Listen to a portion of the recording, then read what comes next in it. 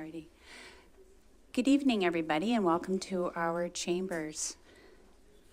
I'd like to call this public meeting to order, and we're going to begin with our land acknowledgement for Center Wellington. We are meeting on lands that have been home to Indigenous nations since time immemorial. We acknowledge we are on the treaty lands and territory of the Mississaugas of the Credit First Nation, as well as the traditional territory of the Haudenosaunee.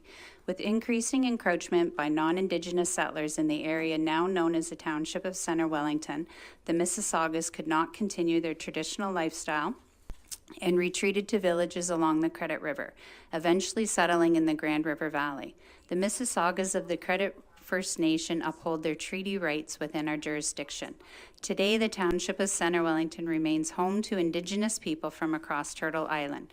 We are grateful to have the opportunity to share and respect Mother Earth and are committed to building constructive and cooperative relationships with Indigenous nations. Okay. Moving along, declarations of pecuniary interest under the Municipal Conflict of Interest Act. Now I'm going to be asking for the declarations for both public meetings tonight so that we can just define that it's for both public meetings at this time. And we have one, Bronwyn. Thank you, Deputy Mayor Jefferson. I have a conflict of interest with both matters RZ05-21 and RZ02-22. My spouse is senior partner at MHBC Planning, and he is providing planning services for both applications. Thank you. Thank you. Okay. All right. The purpose of this public meeting is to present and receive public input regarding a proposed zoning bylaw amendment on the subject land known as 350 St. Andrew Street West in Fergus. The purpose of the proposed zoning bylaw amendment is to change the zoning of the subject land from C1 commercial to C1 commercial exception. The effect of the amendment is to allow an increased maximum building height of 4 stories, 12 meters, from the permitted maximum height of 3 stories, 11 meters, to construct a new mixed building containing 19 units and 235 square meters of ground floor commercial space. If a person or public body does not make oral submissions at the public meeting or make written submissions to the Township of Center Wellington before the bylaw is passed, the person or public body is not entitled to appeal the decision of the Township of Center Wellington to the Ontario Land Tribunal, the OLT. If a person or public body does not make oral submission at the public meeting or make written submissions to the Township of Center Wellington before the bylaw is passed, the person or public body may not be added as the party to the hearing of an appeal before the OLT unless, in the opinion of the tribunal, there are reasonable grounds to do so. If anyone wishes to be notified of the adoption of the proposed zoning bylaw amendment, a written request must be filed with Municipal Clerk, Township of Center Wellington, 1 McDonald Square, Elora, Ontario, N0B1S0. And now at this time, I will ask our Municipal Clerk to advise how notice was given. Through you, notice was mailed to prescribed persons, agencies, and public bodies on or before March the 23rd, 2023. A copy was also published in the Wellington Advertiser on the same date. I can therefore confirm the requirement for giving notice was completed on March 23rd, 2023. Thank you. Now for the introduction by the planner, I'm going to call on Pierre Chauvin from MHBC Planning Consultants to provide an overview of the development. Thank you and welcome. I have a slide deck. Oh, there it is. Members of committee, members of the public, I apologize my back is to you, but it's just the way the room is set up.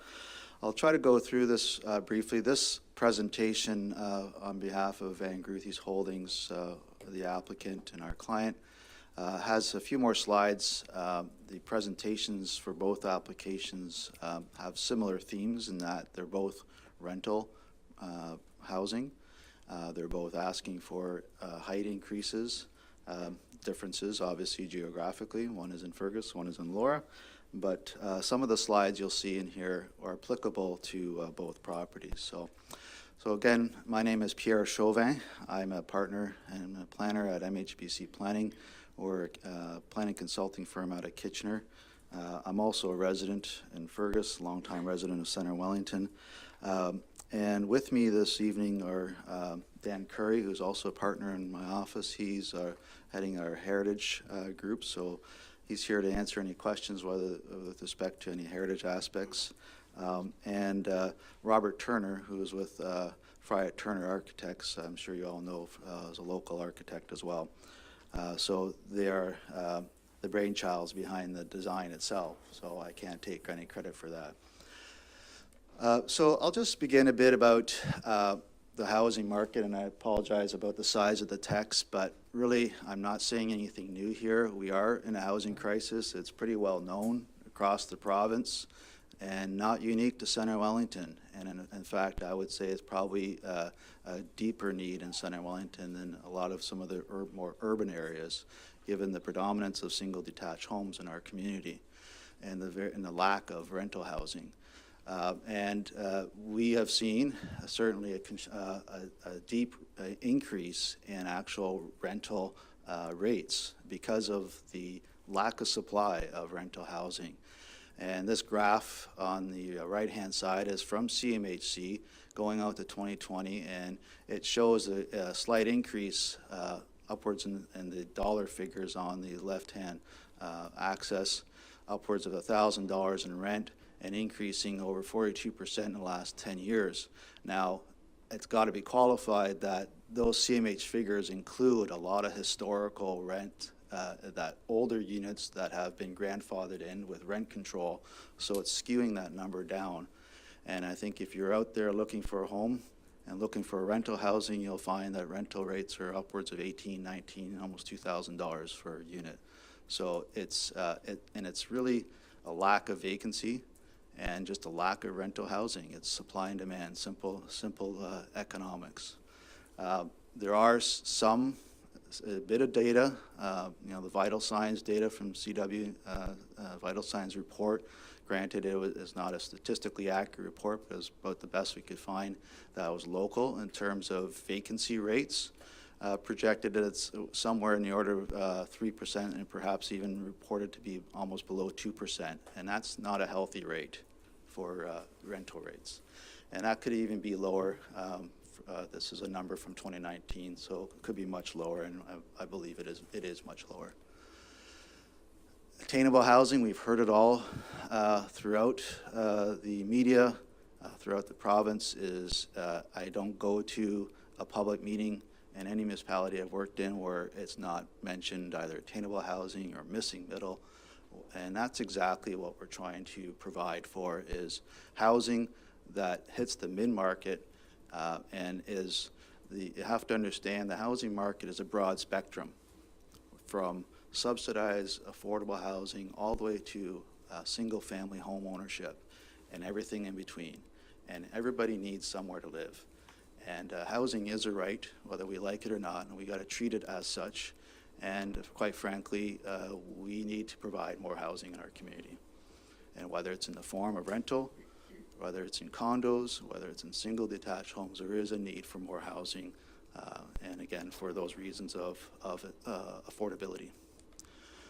So our approach to meeting that attainable housing target is to provide for just that, mid-market rental housing, to help with that affordability crisis. And just by way of background, according to CMHC, housing is considered affordable if it costs less than 30% of your pre-tax income on a household basis. And if you go to, again, the best information we have locally from the 2019 Vital Signs report is it reported that in 2019 about 41%, just under half of our community is spending more in terms of renters, are spending more than 30% on housing. And again, I would suggest that that's not sustainable. How are we trying to fill that gap, particularly with this application proposed by Van Groothuis, as we're providing rental housing? And I just wanted to correct, I think I heard the introduction saying we have 19 units. It's in fact 36 units that we're proposing. And just a breakdown of those types of units and the rents that we're proposing, 24 of those units are going to be around $1,000 per month. 6 of them at about $1,700, 3 units at $19, and another 3 at 21 units, $2,100 per month. And that all varies based on the size of the unit and whatnot. I'll explain later, I'll have some slides in terms of the size of some of these units, but I would suggest some of these units are quite small, and I would call them micro units. But again, we need all kinds of housing, and there is a desperate need for it in our community. So the idea, again, is providing supply, so people can move through that market, get a foothold not only find somewhere to live, but also be close to where they work and attract people, so that when we are trying to attract employment, they have somewhere to work or live close by and walk to work, etc., so that they can start gaining income, hopefully afford to buy a home eventually in this community and move on, as we all have around this horseshoe. So again, we're trying to increase the supply and to meet demand and providing more spaces for affordable accommodation. So to this site, more specifically, in the middle of this diagram, you'll see a very red outlined property. That is the subject lands. I'd use this pointer, but I was told it doesn't really work on this screen, so I'm going to have to describe this a bit.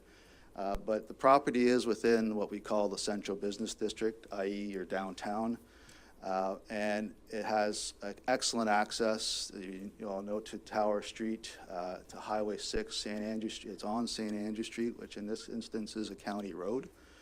But well located relative to other amenities in the area, parks, open spaces, the Grand River and the trails along the Grand, obviously all the shops and restaurants and stores within your CBD, as well as some shopping within a walking distance. So I'll speak to this later in terms of some of the parking considerations and what we're doing with respect to that. What we're proposing, as I noted, it's a 36-unit rental housing. There are requirements in the building code to provide certain amount as fully accessible. We're proposing to go above and beyond that and proposing 9 of the units to be fully barrier-free accessible. So that means basically designing the units with wider doorways in the entrance or the washrooms, those types of things. There will be about just under 1,400 square feet of commercial retail space at grade. Again, we don't know what type of use that will be, but the intent is to convenience retail type of uses. And again, here's a breakdown of those different types of size of units. Those 24 bachelor units ranging from 289 square feet, not very big, and I can everybody appreciate that, but again, there is a need. People are asking for this type of units, and we're seeing it in larger urban centers, this type of micro units, they call them, to about 500 square feet. Some of the one-bedroom units range from 400 to 500 square feet, and it goes up from there. I should note that this application originally proposed 5 stories. And that 5th story was really 1 unit on the top floor. We have since decided to remove that 5th story and forego. So this was a 37-unit project. Now it's 36. And the image that you see is actually depicting on the right-hand side a 5-story building. We just haven't, in this particular model, I have other images that show the 4-story. But in the modeling, we just haven't had time to change that. So it's still reflecting a 5, so you can imagine that 5th story being gone in that image. So I just wanted to point that out, that we are proposing 4 stories or 17.5 meters in height, whereas the bylaw requires a max height of 11 meters. Within the building, we are going to be providing an amenity space, so there will be an amenity room, indoor amenity room, in addition to a rooftop amenity space for the tenants of this building, some of which have balconies facing internally, facing the church. There are no balconies proposed at this time, but in terms of amenity, there will be both indoor and outdoor amenity space provided for the tenants.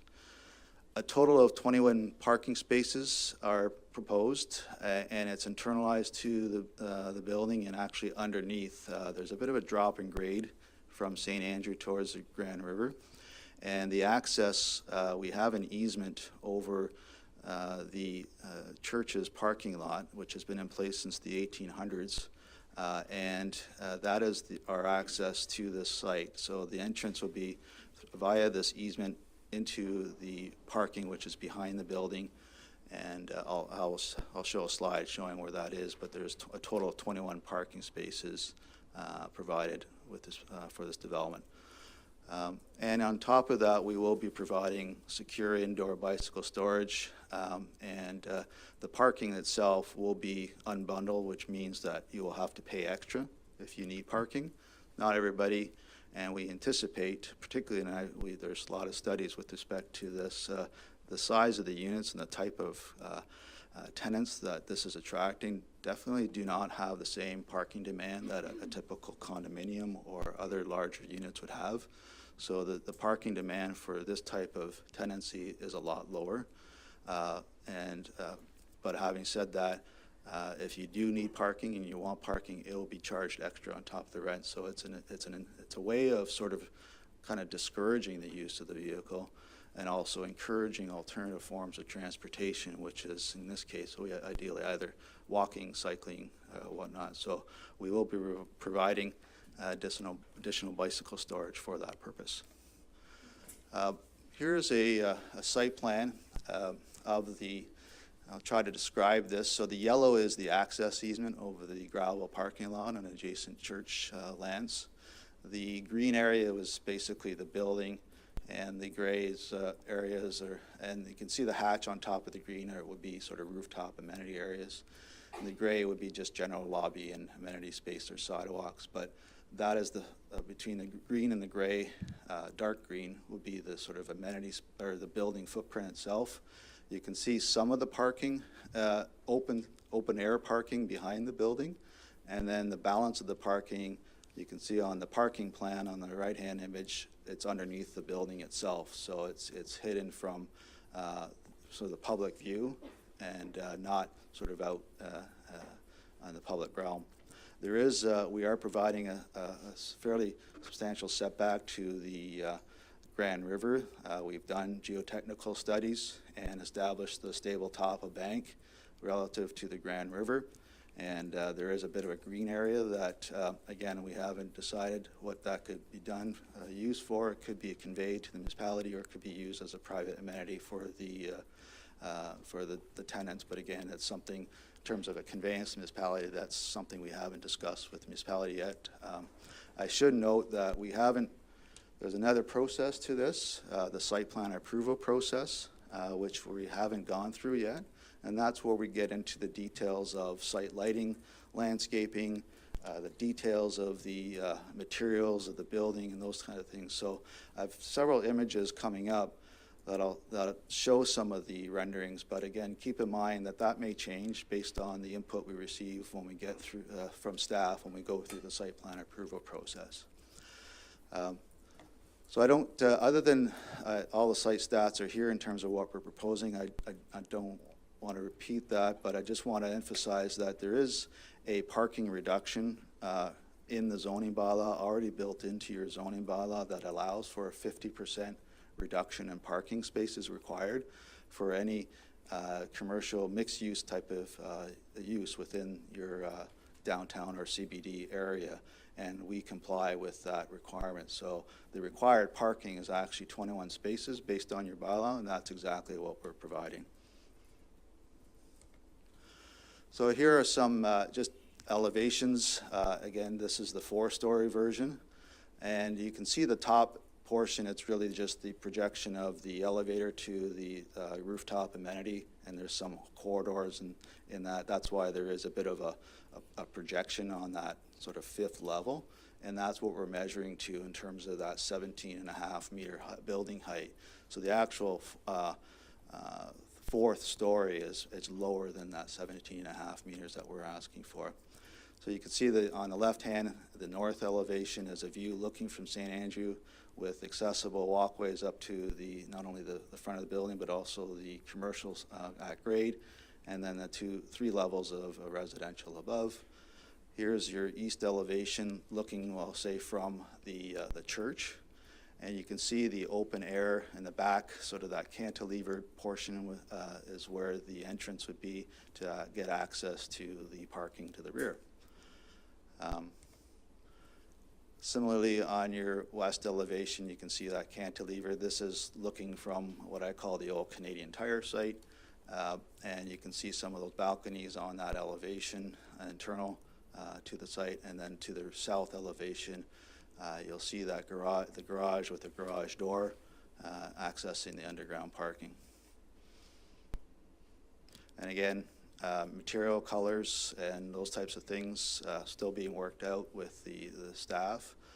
I should say, though, that this has been our urban design report and a heritage impact assessment that have been submitted with our application have been peer reviewed, and we've received comments from those peer reviewers and have incorporated those comments in the design that you see today.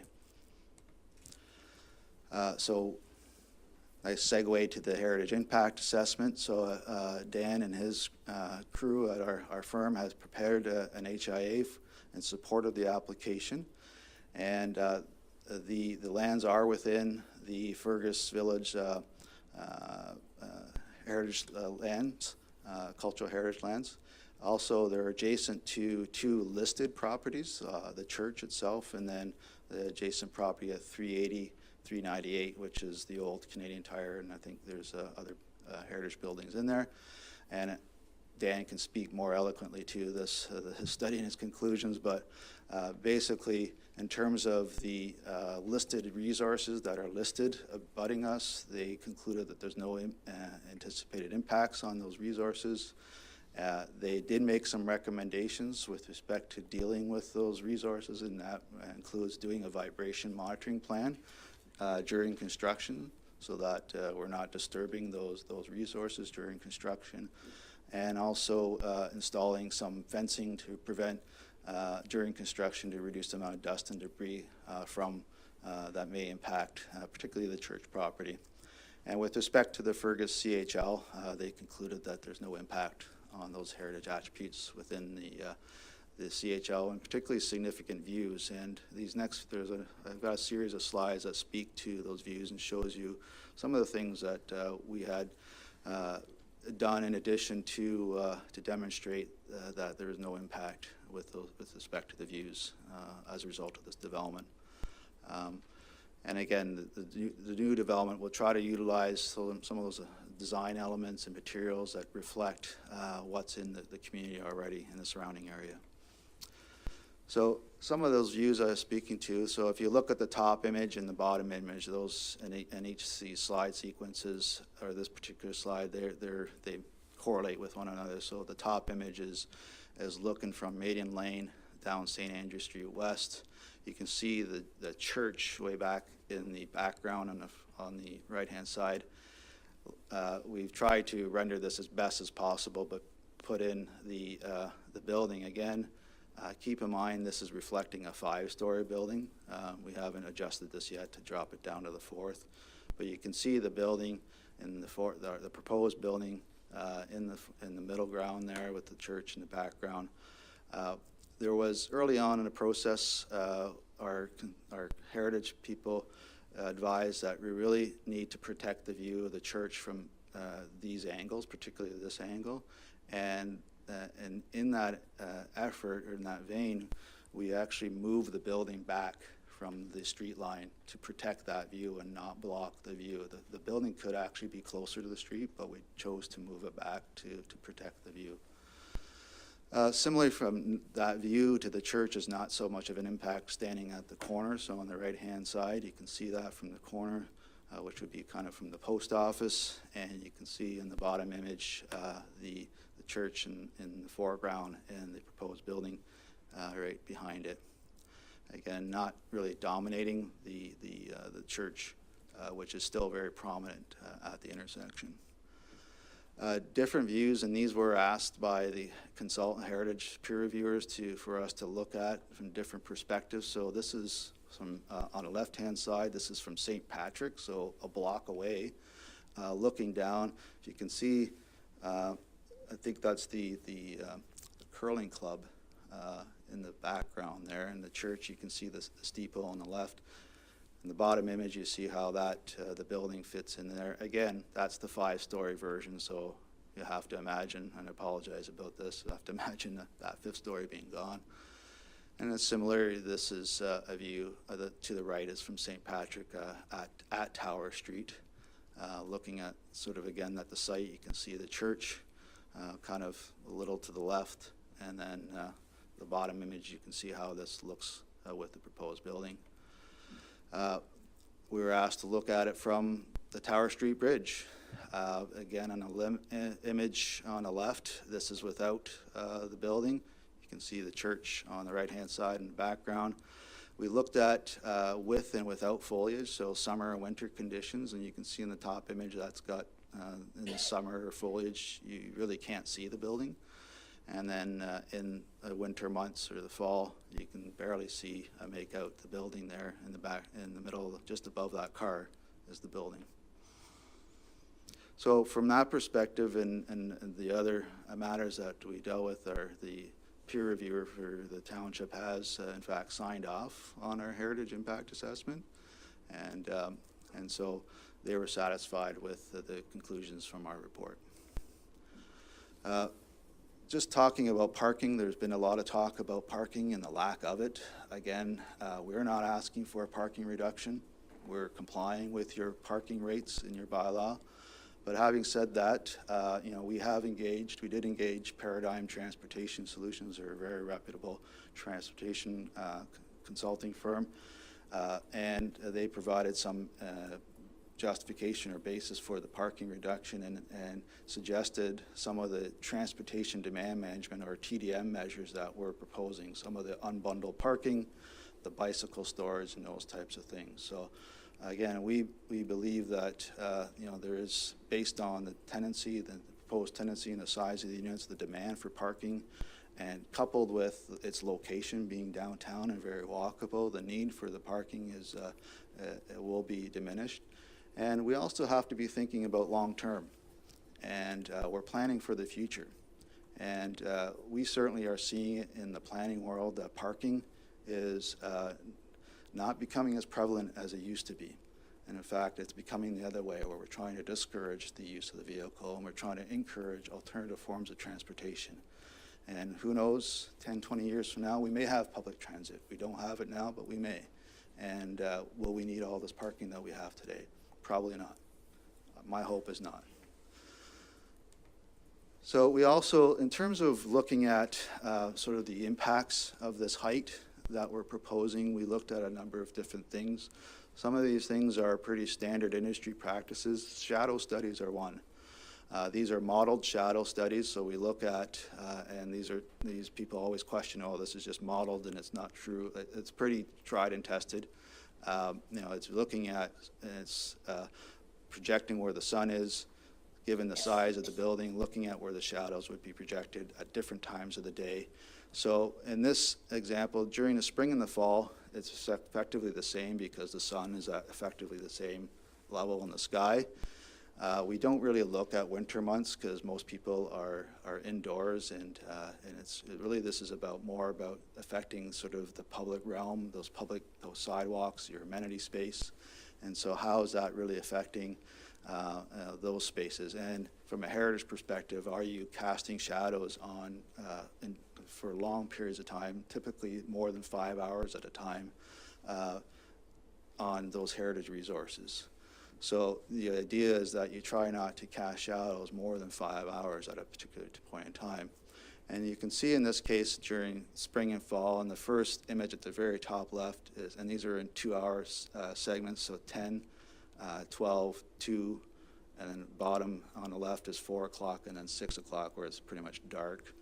So you can see the shadow in red outline and the building being in the middle. You can see how that shadow is cast predominantly on the church's parking lot. So really not impacting the church whatsoever. So our building placement is actually quite great with respect to the shadows and the orientation of the building relative to other land uses.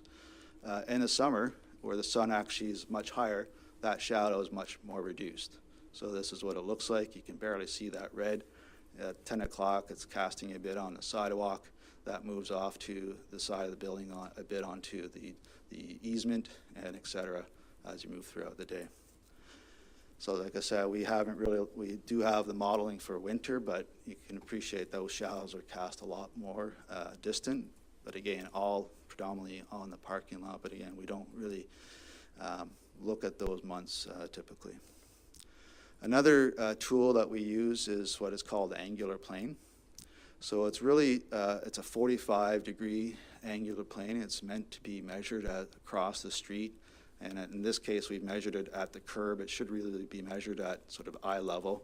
So you can see a little person there. We've got an image. So it really should be a little higher. But the intent behind the angular plane is to, that within that height, you're not obstructing sort of the view to the sky. You're not creating a mass that is sort of overpowering and not comfortable from a pedestrian perspective. So you can see with the St. Andrew Street being being a 20-meter right-of-way, you can see that the angle, we can quite easily comply with the angular plane. Quite often you'll see this being applied in terms of buildings that don't comply with the angular plane. They try to step the building back, so the higher elevations may be stepped back in order to comply with that angular plane. So but in this case, we don't, although we don't need certain step backs, you can see with the building there are some, so it adds a bit of variety and design elements that helps sort of break up that monotony of the building face. So specifically to what we're asking, this is simply what we're asking, is a zoning amendment to increase the maximum height to 4 stories or 17.5 meters, whereas your bylaw permits 3 stories or 11 meters. So that's simply put what we're asking and what we're here for. Don't expect you to read this, but this is actually a zoning chart that goes through all the regulations, and the yellow is the building height. Everything else you can see where in the far right column it says comply. We comply with everything else in your bylaw. And these last couple slides, I just wanted to sort of share this with you. Again, some of these slides are applicable to the next presentation, and I won't share these again, but keep this in mind when we're going through the next presentation. We call these tall buildings, these aren't really tall buildings, but in Center Wellington, they may be tall buildings. The 4 stories is not new in our community. There are plenty of examples. These are just pictures that I've taken around our community, some under construction, some built for quite a while of 4-story. And I would say, I think all of them in this image are condos. None of them are rental. Even some of our historical buildings are quite tall. They may appear like 3 stories, but when you factor in that a lot of them are built with 10, 12-story floor-to-ceiling heights, in comparison to today's building standards, those are almost effectively almost 3, 4 stories. And it also depends on how you look at it.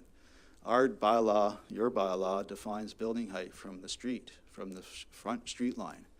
If you look at it from the rear or the river, that building may appear a lot larger than in fact what is permitted. And you have examples of the mill in Fergus that looks much larger than 4 stories. In fact, I would say it's 5 stories. So we have tall buildings. If you want to call them tall buildings, I call them slightly less than mid-rise, but we do have tall buildings in Center Wellington. And we can't forget of our friends down the road that are building more than 5 stories. I say more because, again, from the river, it's a lot more, and which is where the predominant view is. So this is not new, what we're proposing. What is new is that we're proposing rental housing, which is desperately needed, and that's what we're here about, is providing rental housing for everybody in our community. So just, I know I've spoken way too long, but I will just leave these as my concluding remarks. I don't intend to read this, but this is basically a summary of what I've said in our planning justification report, which I'm sure is online. So I'll stop there and be happy to answer any questions. Thank you for your presentation. Okay, we're going to move on to the delegates to allow them to speak.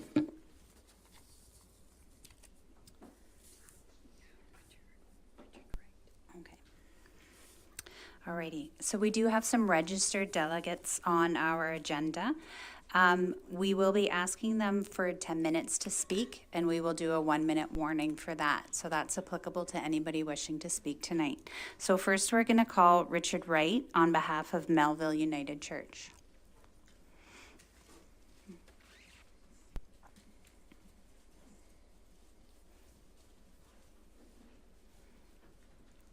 Great, thank you and welcome. Could we just ask you to turn on the microphone there for? How's that? Thank you. Good. Good evening, everybody. Yes, my name is Richard Wright. I'm a trustee of Melville United Church. I'm also here with Norm Port, another trustee. And I'm also, you'll see how I connect the dots here, a chair of the board of an insurance company. And I'm also probably a retiring member of the hospital board, Groves Hospital, which we've worked with Mr. Wilson in the past.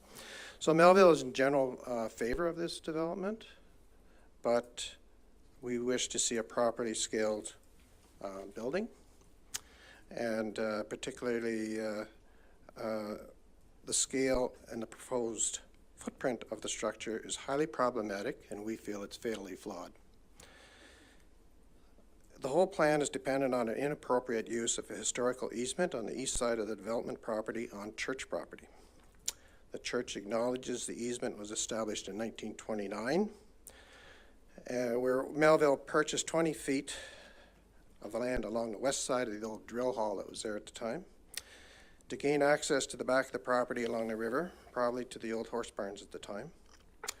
Mr. Wesley Ham, the transferee, reserved the right for use from time to time, that's the quote, as a right-of-way. At the time, there was a single residential stone house on the property, and it stayed that way until the mid-1970s when the house was demolished and the current structure was erected and used for a medical practice. The practice was closed in 2002, and since then the building has been primarily unoccupied with the hydrometer disconnected or removed. The historic use of the easement has been of very low frequency. Maintenance and snow removal has always been an issue, with no effort at the medical practice, which is the dominant tenet of the easement, to contribute to costs. Several letters to the practice were always ignored, and for decades the church has borne the cost of snow removal and maintenance, and still does, no matter who the owner is. We're still the ones carrying the can. Over the past several decades, Melville has helped to foster many community programs by providing low-cost facilities to the Early Years Child Program, VON Seniors Exercise Program, Weight Watchers, Saturday Zumba, dance programs, and many more. At best count, over 250 people use these facilities on a continuing basis. These activities generate significant pedestrian and vehicular traffic in the parking lot, including the designated easement space. In the spring, the church held 2 meetings with the developer, and I thank them for coming to visit with us and giving us a heads up what their plans were.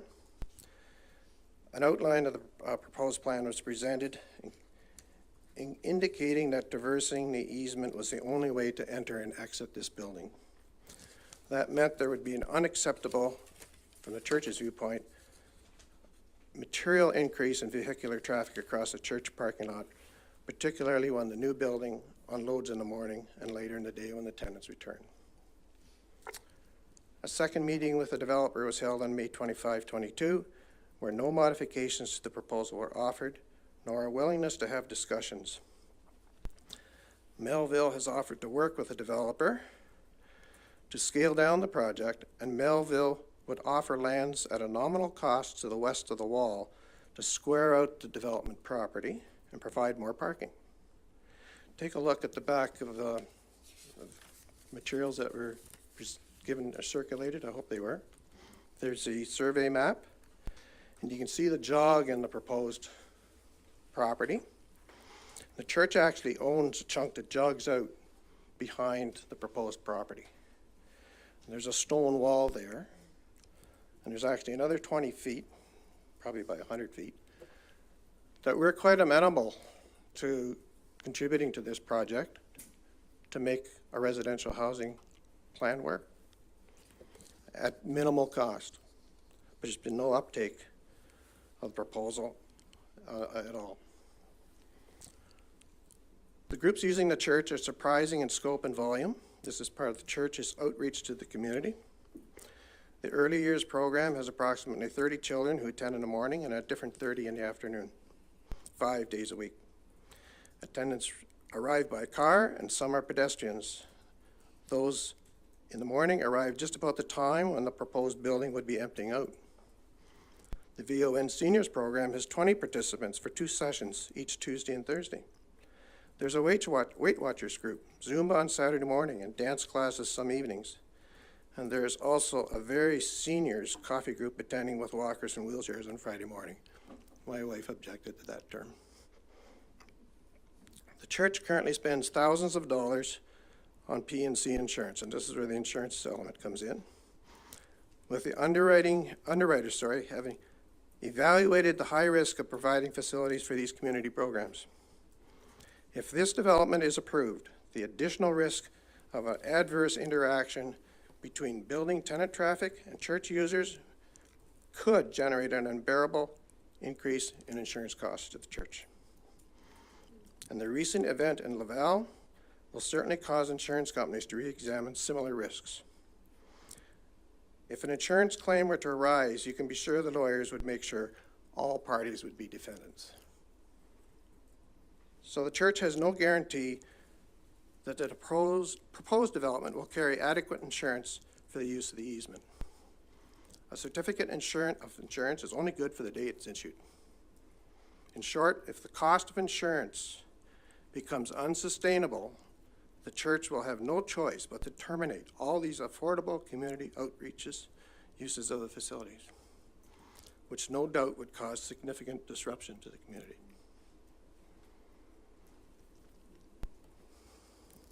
So there's also been problems with snow. Garbage is a concern of ours. We don't see sufficient capacity for handling garbage, particularly with the county going to potentially going to a 2-week pickup downtown. There is a building on 45 McNabb Street, I believe it is, in Elora. They have a dumpster. Similar type of building. We know a building can be designed for this type of property, that this design is not in alignment with that. But if this facility needs a dumpster, where would it go? That's the question. There's no ability to get into the back where the parking is. We can't have a dumpster on the easement. If they don't use a dumpster, do you want 75 bags of garbage along the easement or on the street? Melville Church prefers to work with a developer to modify the structure, reduce the height to acceptable levels, whatever the community decides. Removing some units and utilizing the lands west of the stone wall would provide more parking, even if the building is redesigned, having access directly from St. Andrew Street and not using the easement. And as I mentioned, there's already an example of a reasonably scaled building on a narrower lot at 43 McNabb Street in Elora. So we know it can be done. There's parking under the building, and that's what it provides. So regarding parking, the parking justification letter of October 13th, 21, included in the application, references the Transportation Tomorrow survey, which recommends 32 parking spaces to accommodate 36 apartment units, never mind commercial space. The planner references the transportation demand management measures as an argument to reduce parking spaces. This was developed for the City of Cambridge. Centre Wellington is not City of Cambridge. We do not have the transportation infrastructure to support more efficient transportation systems. Centre Wellington does not have a public transportation system, nor is one imminent. The letters comment That's 1 minute. Okay. The letters comment that there's ample off-street parking. Well, we all know there isn't. And if you want to create a situation like Elora, this is your chance. So The other thing too is that I note this is not compatible with the Ontario Disabilities Act. You cannot reduce parking for the handicapped, which this proposal does. You have to provide off-site parking that is dedicated to the handicapped, and there's all kinds of regulations for that. And finally, we have engaged, if you wish to sum up in 10 minutes, the Melville Church has engaged Miller Thompson as legal counsel in this matter over a year ago, has found that there's sufficient grounds exist to pursue a strong legal case to support the determination that the proposed easement is invalid. So let's be very clear. Melville Church is prepared to go down this road, but prefers not to. We prefer to work with the developer. So an unfortunate outcome would be for the township to approve the proposal, then is subsequently found there's no legal use to the easement and consequently no access in and out of the building. Let's avoid this outcome and work cooperatively for the best interest of this historic community. Great, thank you.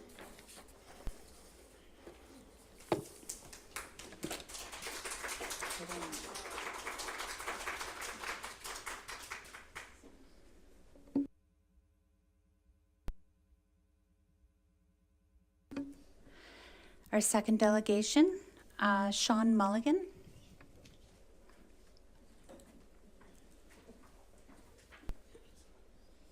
Yep, thank you. Evening, everyone. My name is Sean Mulligan. I'm a business owner downtown. I'm going to be pretty brief here because Richard took a lot of my good points that I had to bring up, and he already addressed them. So we're also the adjacent property owners, 370 St. Andrew Street West. Our biggest concern, and I think a lot of downtown owners for business, is parking is the issue. And 21 spots for 36 units is not feasible. I understand and I appreciate that the I guess lower income, you want to classify it as parking, or residence is required, but people need cars to get groceries, to get around, to get amenities. And this building is nowhere near any of these facilities. I mean, we're 1.2 kilometers from Zares, 1.7 kilometers from Freshco. It's not walking distance for anybody. Secondary, we have a 3-hour parking limit, I'm pretty sure, downtown, to limit people, sitting on the streets too long. No parking overnight, no parking in the municipal lots, November the 1st through the 31st of March. It doesn't make sense. Aside from that, I said, being very brief, that's really all I kind of had to say was parking for businesses downtown is already a big problem as it is, and taking more spots away is just going to hurt businesses that already had a major struggle through COVID and are just starting to recuperate now. So that's it. That's brief. So. Great, thank you for your time. Thank you. Yep. Alrighty, and our next delegation, Ian Rankin.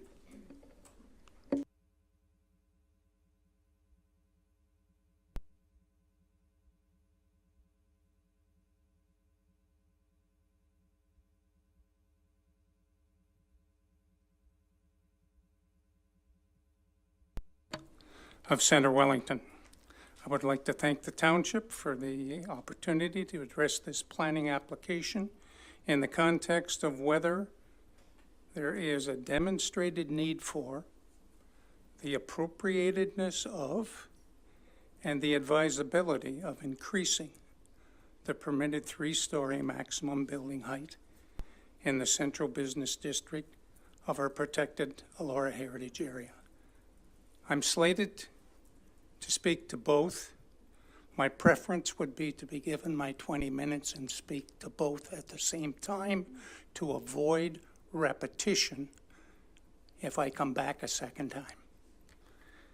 And so I'm asking that I be given a 20-minute, and I have timed it, and I will be there and accept if you wish to cut me off. Yeah, we actually don't have the consultant for the second meeting to actually hear and be able to respond to your presentation, so. My presentation deals with the principle of raising the height Whether okay. it's this one, whether it's the one that's coming next week, or whatever. Yep, we'll just ask you to stick to the 10 minutes at this point. Thank you. I would like to register, before I begin, a comment. The developer gets 30 minutes. A citizen gets cut off at 10. It is respectfully requested that these planning applications seeking to increase the zoning maximum building height in the Elora and Fergus heritage areas not be placed on any council agenda for a decision until such time as full, clear, and accurate information is published on the township website, including in part the following 7 items. Center Wellington community surveys as to what is and is not an appropriate zoning bylaw maximum building height in each of the low-rise, Elora, and Fergus heritage areas. The Township of Center Wellington Land Needs Assessment. Heritage Area Appropriate Maximum Building Height Technical Studies. Heritage Area Appropriate Maximum Building Height Community Workshop and Reports. The written advice of Council's Heritage Advisory Committee. And applications to either be exempted from or to amend both the county and the official plan. Why is there need for more information and reflection before the public and the council can make a good planning decision?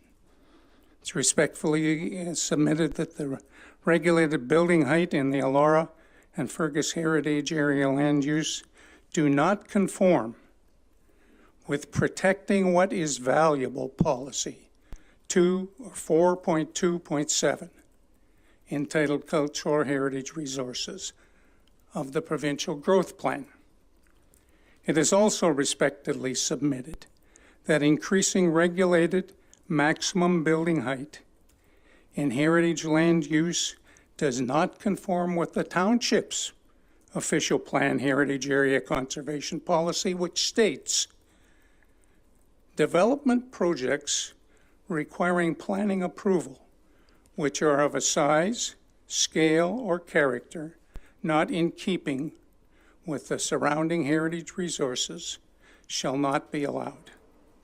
In practice, the logical and foreseeable result of increasing the regulated maximum building height will be to cause major, irreparable harm, which will ultimately destroy the low-rise heritage character which establishes, supports, and maintains the historic small-town feel and ambience of our official plan. Jeff Wild said that on June 30th. What you give to one developer, you have to give to everyone.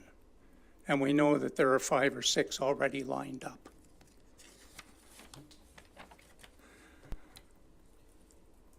Once you destroy the historic low-rise character, it will no longer be appropriate for Elora or for Center Wellington tourism to describe our village as Ontario's most beautiful village.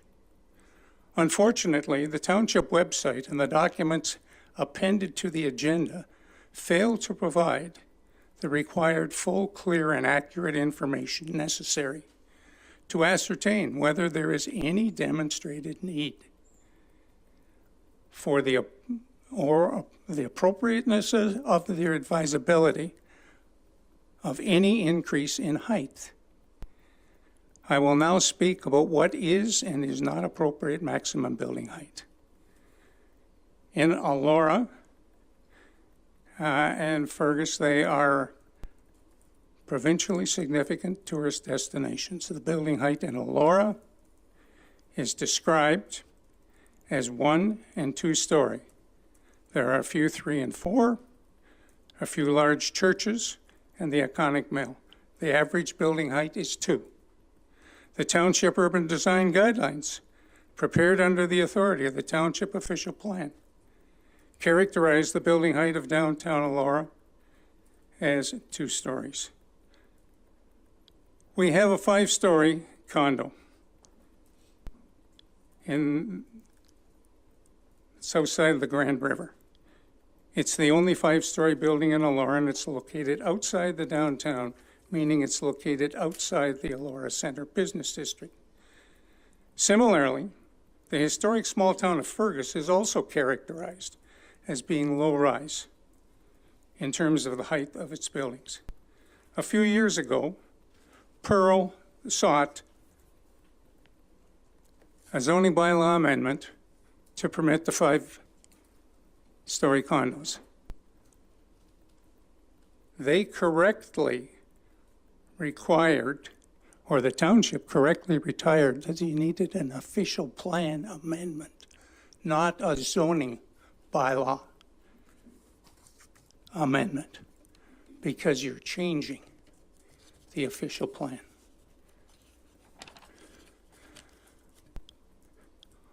On June 30th, Elora South came back with an application to have 3 and 4 stories between the condo and the Metcalf Street Bridge. At that meeting, 30 or 35 people spoke, and they sent a very strong message to the last council that they did not want anything higher than a 3-story building. Lisa, would you put up the slide that I asked that was sent in? Okay, I'll go on. We now have an example of what Mr. Chauvin calls the tall buildings, the tallest building anywhere in Center Wellington. And it allows citizens and tourists to examine the scale, height, massing of bringing these tall buildings to our unique heritage areas. That allows citizens to speak out, and I hope some of them will later on. In my opinion, the height, scale, and massing of the 5-story or even the 4-story, but the 5-story in particular, is inappropriate. It dwarfs, negatively impacts the public views of the Elora Mill. It towers over public views. It blocks views of the Grand National Heritage River, the Falls, and the iconic Tooth of Time.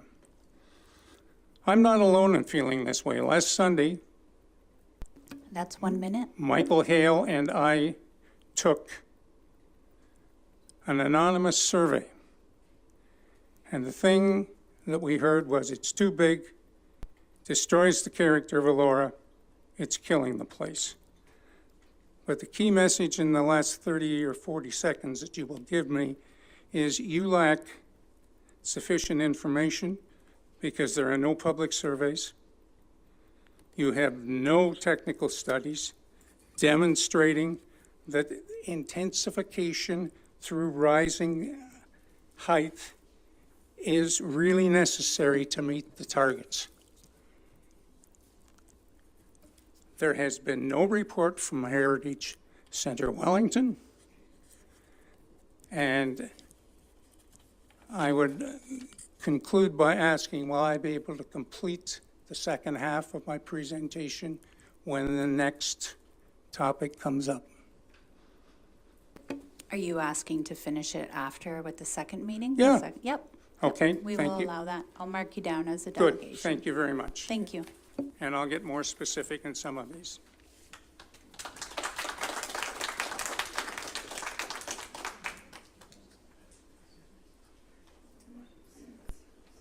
Okay. And our next delegation is Bob Jackson. Is he there? Okay. Good evening and welcome.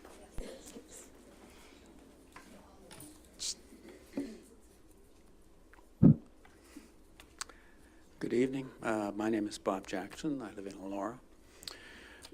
Mayor Waters, members of council, thank you for the opportunity to address this planning application on St. Andrew Street West in Fergus.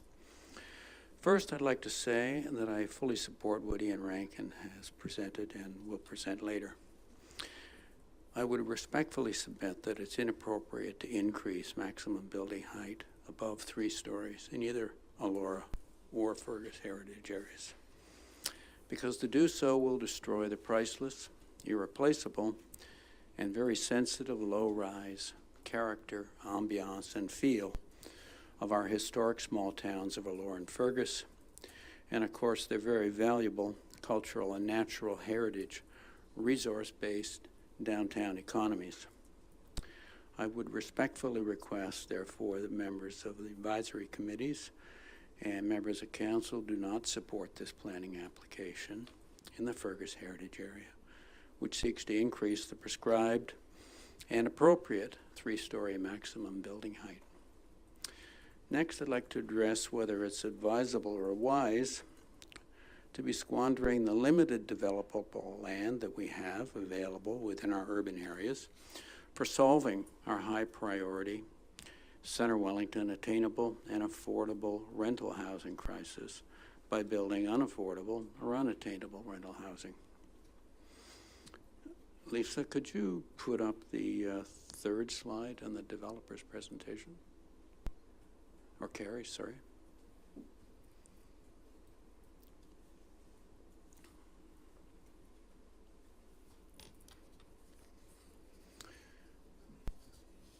As you can see from this slide, it clearly demonstrates that Center Wellington has a serious attainable and affordable housing crisis, and increasing our attainable and affordable housing supply is an acknowledged and necessary high priority of the Township of Center Wellington.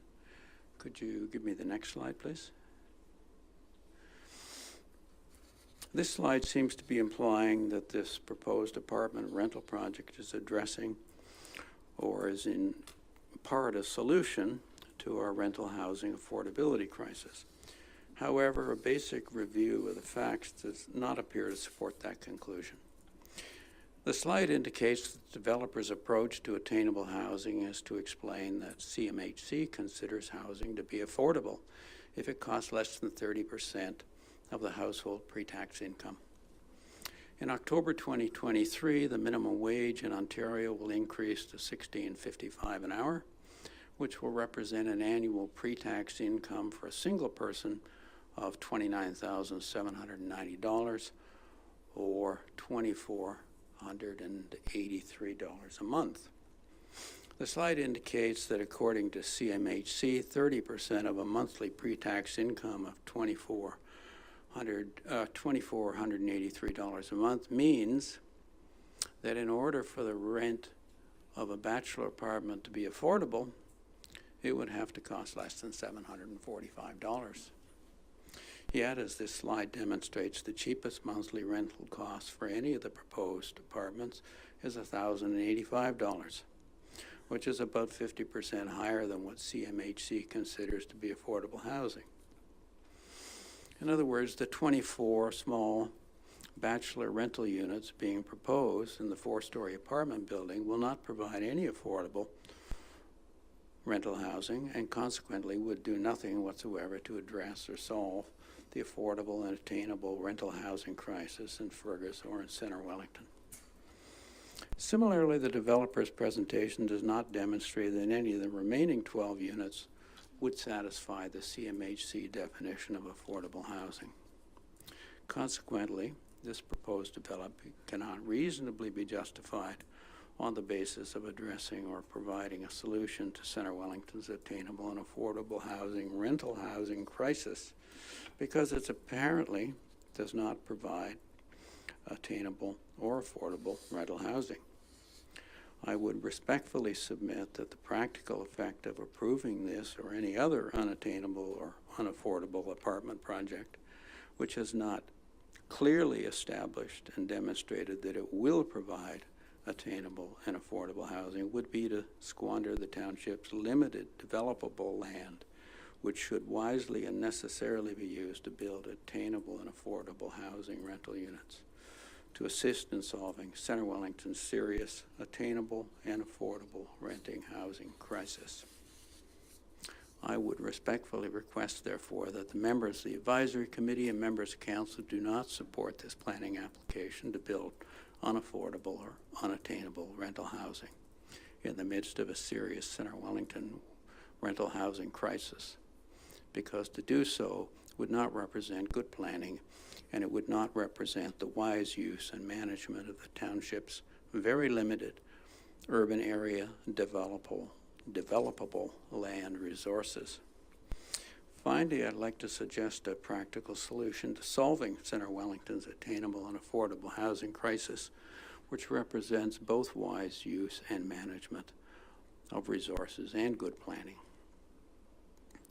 In addition to the appropriate use of additional residential units, I believe that such a practical approach to resolving Centre Wellington's attainable and affordable housing crisis is to be found in walkable communities which provide attainable and affordable housing and which are located outside of our low-rise historic small-town heritage areas of Elora and Fergus, and located on the periphery of our urban boundaries in our undeveloped highway commercial zones and our undeveloped subdivision lands.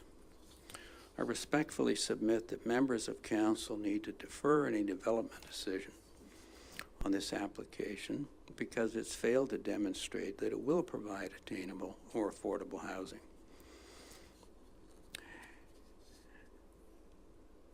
Until such time as the township has prepared and approved a Centre Wellington attainable and affordable housing crisis solution plan. Only when an attainable and affordable housing crisis solution plan has been completed and approved by Council will the township be able to demonstrate whether or not there might be surplus developable land which could be made available to developers seeking to provide unattainable or unaffordable housing. Thank you. That concludes my oral delegation. Great. Thank you for your presentation.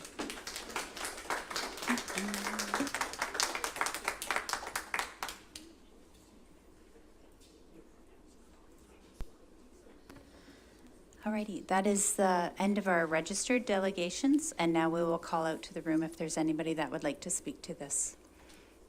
Yes, come forward, Ian.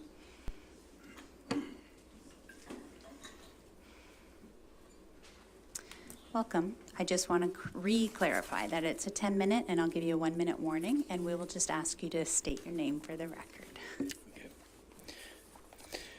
Thank you. My name is Ian McCrae. Before I get started, I just want to ask, is it possible to turn up the speakers at the rear because it's been very difficult to hear the previous speakers?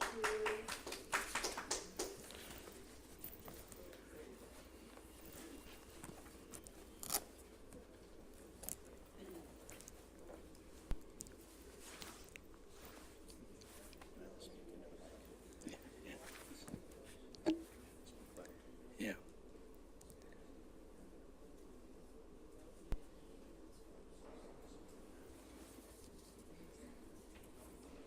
Lisa's going to see what she can do with the speakers. Thank you. Thank you. It's You great to can see move. everyone. Yes, good to see you. I love it. Yeah, we can get you to move ahead with your Okay. presentation. Thank you. Good evening, Deputy Mayor Jefferson, Mayor Waters, Council, staff, and residents. Thank you for the opportunity to share my opinions this evening. Before I discuss 350 St. Andrew Street West, I would like to share an overall perspective on our community's housing challenges and growth. Those of us who own homes may not understand the needs of others looking for suitable housing. Only some people who want to work and live here can afford or require the single-family homes being built. Low to moderate incomes, insurmountable housing down payments and mortgages, and demographics are the cause. A viable alternative to home ownership is long-term rental accommodation, provided it exists. We need more in Centre Wellington, and I'm not referring to short-term rentals or Airbnbs. Our community-serving businesses need long-term rental housing for low to moderate income workers. Commuting here from out of town may be too expensive and inconvenient, especially as our community is not serviced by scheduled public transportation. We have community residing seniors who want to downsize, but few opportunities exist. Vertical living is easier to maintain and more accessible to all. According to StatsCan, Canadian households have been shrinking since 2011, and single-person households now outnumber couples with children.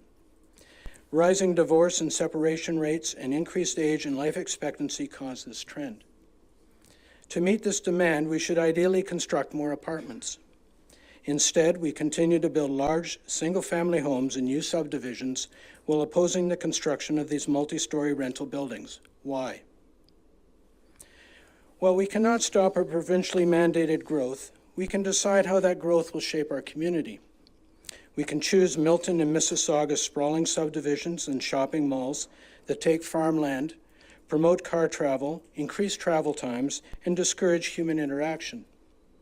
These municipalities must raise property taxes to maintain and replace this additional infrastructure, making it more expensive to live there. It also destroys Ontario's arable farmland, which will be gone at StatsCan's municipal expansion rates in approximately 100 years, threatening food security. Alternatively, our ancestors used a smaller, less car-dependent scale, which requires less infrastructure and land. Historic downtowns have multi-story buildings with ground floor commercial and residential space above. Compact community designs allow residents to live near work, shopping, and play in walkable and transit-friendly communities. It's healthier than driving and getting frustrated with traffic. It reduces social isolation, which worsens mental health issues. Public transportation will eventually connect our downtowns and serve the growing number of non-drivers. The two proposed developments support the compact approach, using existing infrastructure in repurposed urban land, and following the historical style of ground floor commercial with multi-level residences above. Their building heights require elevators, ensuring much-needed, fully accessible rental housing within a mobility-accessible distance of many amenities. They promote our ancestors' walkable downtowns, emphasizing engagement and connection at the root of creating a small-town feel. Why would we not embrace this approach? 350 St. Andrew Street West.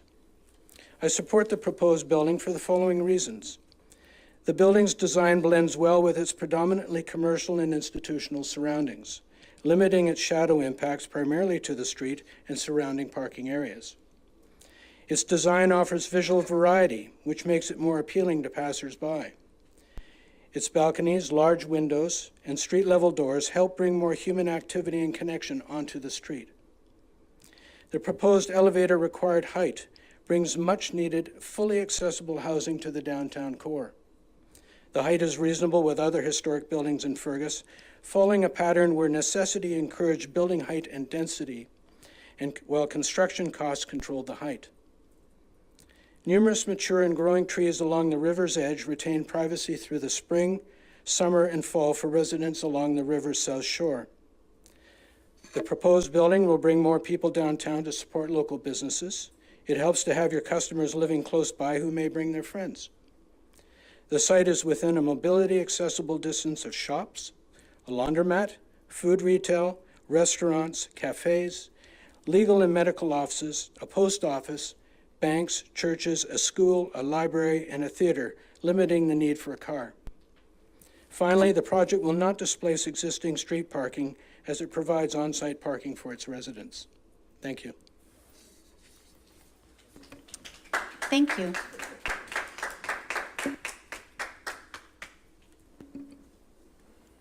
Is there anybody else in the room that would like to speak? You'd like to come forward? Thank you, and welcome. We're going to ask you to state your name for the record. Yes, Mike Nagy. And yes, thank you for the opportunity to speak. And I'm kind of disappointed at some of the comments I've been hearing in the community here that somehow a 4-story building is a threat to our community. What I'm hearing is that actually we're having a problem accommodating cars, and that's what the worry is, instead of trying to accommodate people. And for those who are underhoused and house challenged, it's humiliating and it's demoralizing out there.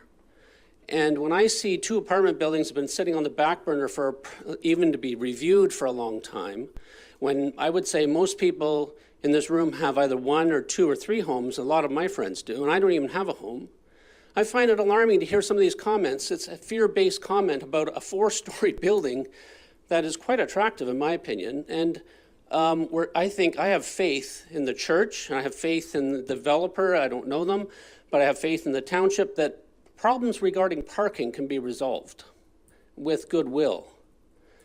To go from 3-story to 4-story and to have such, I would call almost vitriol fear put out there is kind of, I find it shameful that our community is trying to,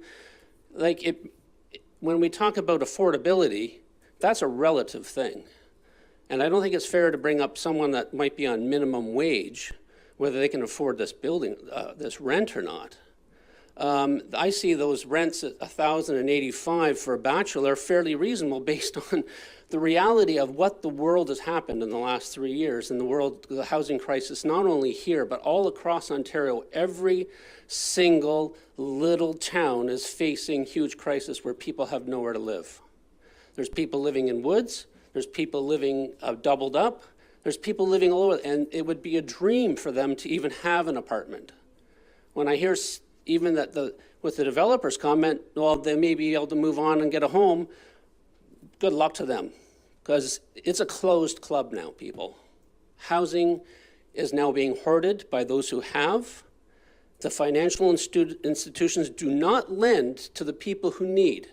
The financial institution is broken.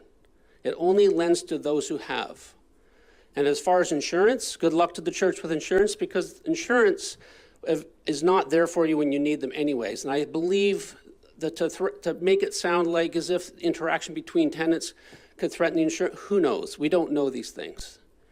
I believe there's got to be goodwill here to allow rental housing desperately, desperately needed in both communities throughout the entire province.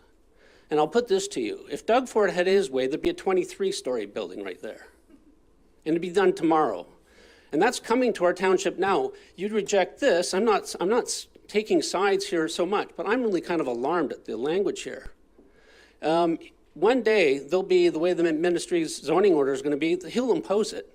He'll impose, you could say, okay, look at us, we won, we beat the 4-story building. Province comes and says, we don't care what you do. We're going to put a 10-story building there. And that is truly possible. So I'm encouraging everyone to really search into their souls and hearts here about really what's going on. Because I'm for heritage, I've fought for heritage, I've fought for natural heritage, but it's common sense. You don't go up, you're going to go out.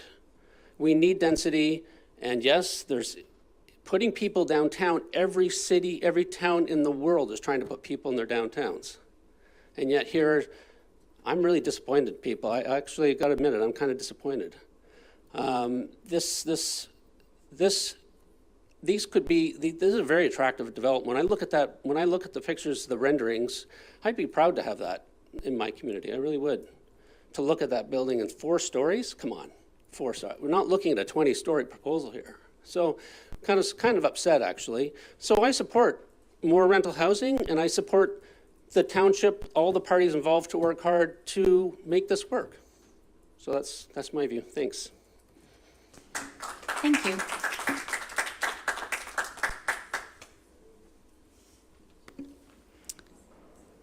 And I'm going to do a final call for anybody else that would like to speak to this. Hi.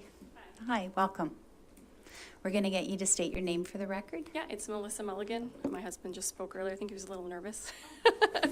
Well, thank you. Yeah, so I'm just going to speak to a couple more points that he had. So first of all, I agree with the last speaker. This is a nice build. It does look very nice. I think it's just more the location is the issue and the parking. And I love the thought of goodwill, but who's giving the goodwill for these extra parking spots? And if it's goodwill, then why don't we put a building there that's 21 units versus 36 so that everyone gets a parking spot and we're not putting the burden on the neighbors of the church, on the other neighbors on the other side. The municipal lots that are already full, I've got friends in the marketplace, and I've gone to visit and had a hard time getting a parking spot. I've gone to Red Door downtown, and I'm driving around 3 times to get a parking spot.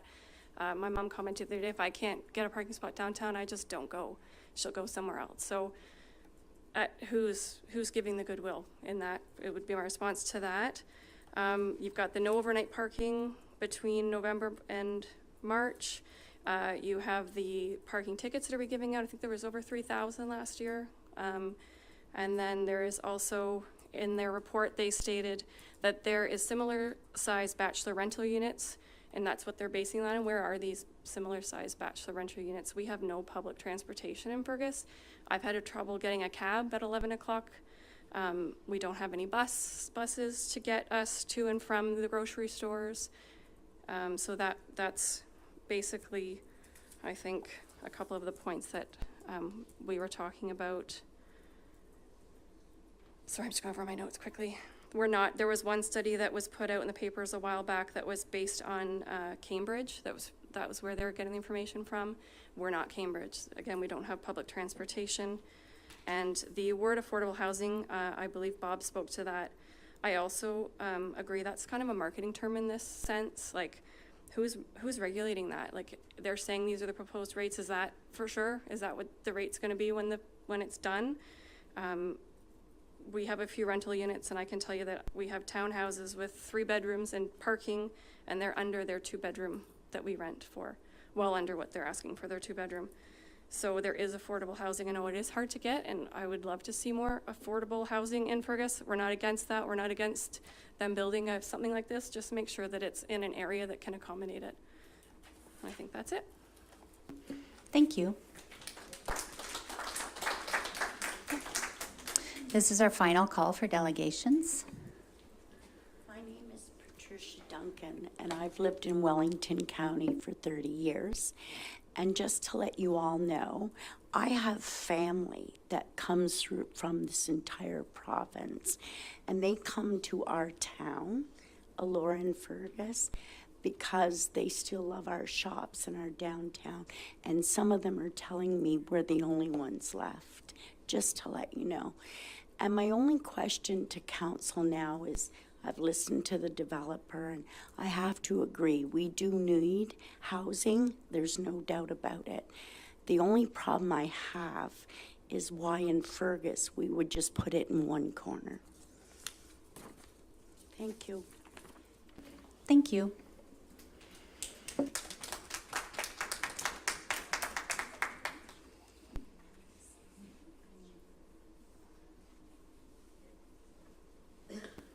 Alrighty, so now we're going to move and offer the applicant or our staff an opportunity to respond to any of the comments or questions that were just raised. Can we get the volume turned up, please? We can't hear half these people.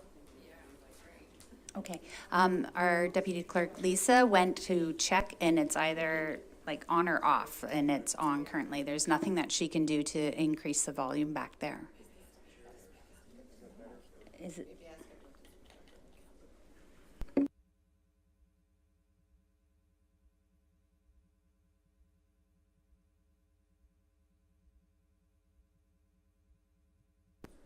We'll try and ask everybody to speak up a little bit, if that helps. Sorry.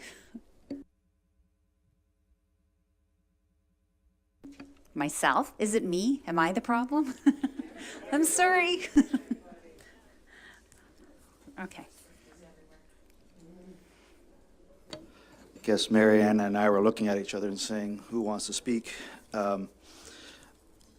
I just want to say a few things to clarify some of the comments that I heard. And I think someone asked about there's no garbage. There is a garbage room. It will be wheeled out. It's contained within the building. I like to say a lot of this is detailed design, but we've already progressed far enough in our design that we know that there is a garbage room. It will be. It's not. And it'll be contained within the building and it's wheeled out on garbage day. With respect to TDM measures, transportation demand measures, this is not a Cambridge thing. This is across the province. This is not just something that is unique to larger urban centers. Certainly the aspect of providing other aspects of TDM in terms of transit passes, car share programs, those are, yes, things that you would experience in a large urban center. And maybe in the fullness of time that will come to Center Wellington, I hope. And lastly, I just want to clarify, there was a lot of debate or discussion about affordable and attainable. I think we're mixing up the terminology here. Those are two different things. Affordable housing is specifically defined, not only in provincial policy, there's also lots of different definitions of affordable housing out there. But I shared with you one in terms of what the CMHC defines, affordable housing. We are not that. I never said we were providing affordable housing. We're trying to provide attainable housing. So that is quite different than what affordable housing is. In my mind, my view of attainable housing is something meant to be market rent, to provide at market rates, and ideally, and in this case, we're providing rents that are below that market rate. We're not a subsidized, or my client is not a subsidized housing program. We're not here to build affordable housing, not pretending to be. What we are trying to do is provide more rental housing to ideally provide more housing in the market to maybe even lower that average market rent out there. But we need more. These 36 units is a drop in the bucket.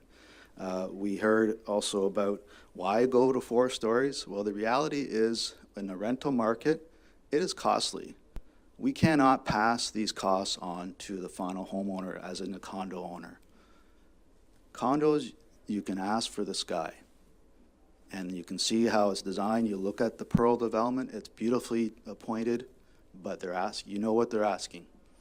And the rental market is not the same game. We cannot pass those costs on to the tenants.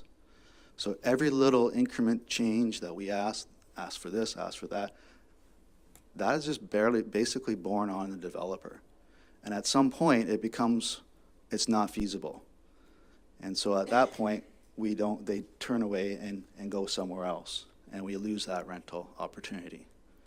And so really going that 4 high or 5 high, whatever it may be, once we go over 3 stories, by building code, we have to have an elevator. We are providing an elevator, which is a great thing you heard about accessibility, but that adds costs.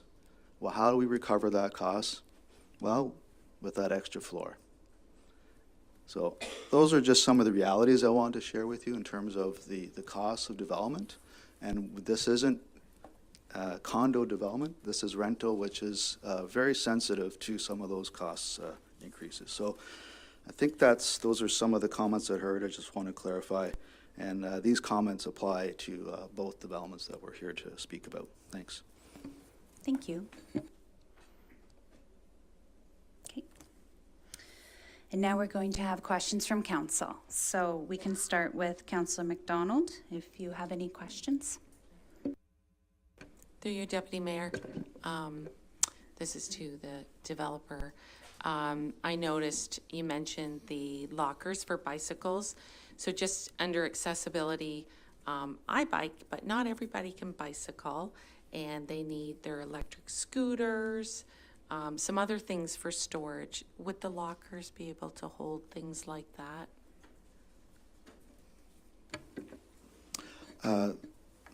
Through you, Madam Chair, great question. I don't think we're at that level of design detail, but there is a room. I don't know the specific dimensions of it and how many we have enough for the bicycles that we want to store, but in terms of other scooters and things, that's something we can look at, and perhaps in that detailed design stage, look at increasing the size of that room. So it's a good comment, and I think it's something that we can look at detailed design. Okay, thank you. Mayor Waters? A couple of things. First of all, I'd like to thank folks for making a presentation. I know it's not easy to make a presentation, so I appreciate hearing your voices this way. Also, I'd like to appreciate the information provided by the development group as well. These are obviously very interesting times for everyone in this community and very challenging times in our community, but the housing issue is a very difficult thing to deal with. we're going to have to work together as best we can as a community, whether it be staff and developers and the community, to figure out our way forward on this. Our challenges are going to be, obviously, in terms of how we deal with these things, whether we go up, whether we go in or go out. We don't have a lot of options that way. We have everything from agricultural lands that we're trying to preserve. We're trying to also preserve heritage as well. We're also trying to be able to have a community in such a way that it still feels like our community. So these are going to be challenges of all of us, for all of us to take in. From my perspective, I appreciate your input. These things are very seriously. I know myself, I take your questions and your presentations very seriously. And that'll be a lot on this council to weigh on this. I don't have any questions per se, but I know for myself, this will be a challenge, not just only for this council, and for communities all through Ontario. So we do appreciate your patience, and it's going to be interesting over the next little while, and we're challenged by it as well on this. So anyways, I thank you for your time and your energy for putting together presentations, and like I said, we take your comments by everyone very seriously, and we're going to try to do the best and most appropriate thing. Thank you. Questions, Councillor Eboy? Through you, Madam Chair, thank you so much. I'd like to begin by echoing Mayor Waters' words. I recognize and I really appreciate how each and every one of you spoke with passion around that which you believe in and came here to share with us. I have one question of clarification for the developer, and I apologize in advance if I misunderstood. But am I to understand if you don't build 4, you don't build? Through you, Madam Chair, and just to clarify, I'm not the developer, I'm a planner. But to clarify, no, that's not what I was trying to say. I was just trying to explain the realities of people who are asking, why go so high? Well, I'm just explaining some of the rationale. Thank you so much for clarifying. That's it from me, Madam Chair. Okay, thank you. Councillor Adams, questions? Yes, thank you. I do have one question. I think you mentioned that there is 9 accessible units planned, which was over actually what is required. There was some comments about accessible parking spaces and like the AODA. Can you confirm? Was looking at your parking thing. How many accessible parking spaces are being planned for? I believe, through you, Madam Chair, it's 1, okay, which is the minimum requirement based on the bylaw. Okay. Okay, thank you. We are looking at, again, we're still preliminary at this, and there is a possibility, I'm being told, that we could add more. So. Thank you. Councillor Craddock, questions? No questions, just a comment. That $1,000 price point, that's unheard of, really, in the community right now for anything attainable. You don't see that. So maybe a follow-up question to that. Would the developer be willing to lock in for a certain amount of time at that? Or I know these rates will go up, but to keep it within that attainable price range? Yep. Through you, Madam Chair, another great question. Our client is applying through CMHC for financing, and with that, there are requirements to lock in at certain rates. So that'll be a stipulation of the requirements of CMHC and the financing that they have. So these are pretty common financing programs that the federal government is providing, and requires the developers to enter in agreements and agree to certain rates and a number of units, et cetera. So that'll be one of the things. And again, those were rates that I quoted probably a year ago. That may change slightly, but again, these are small units, and I think the price point will reflect the smaller micro unit. So hopefully that answers your question. Okay, are there any other questions now being raised by council? All right, so seeing none, then I would like to thank everyone for attending, and I will advise that council will be considering this bylaw at a future council meeting. And I will declare this public meeting, our first one this evening, adjourned. Thank you.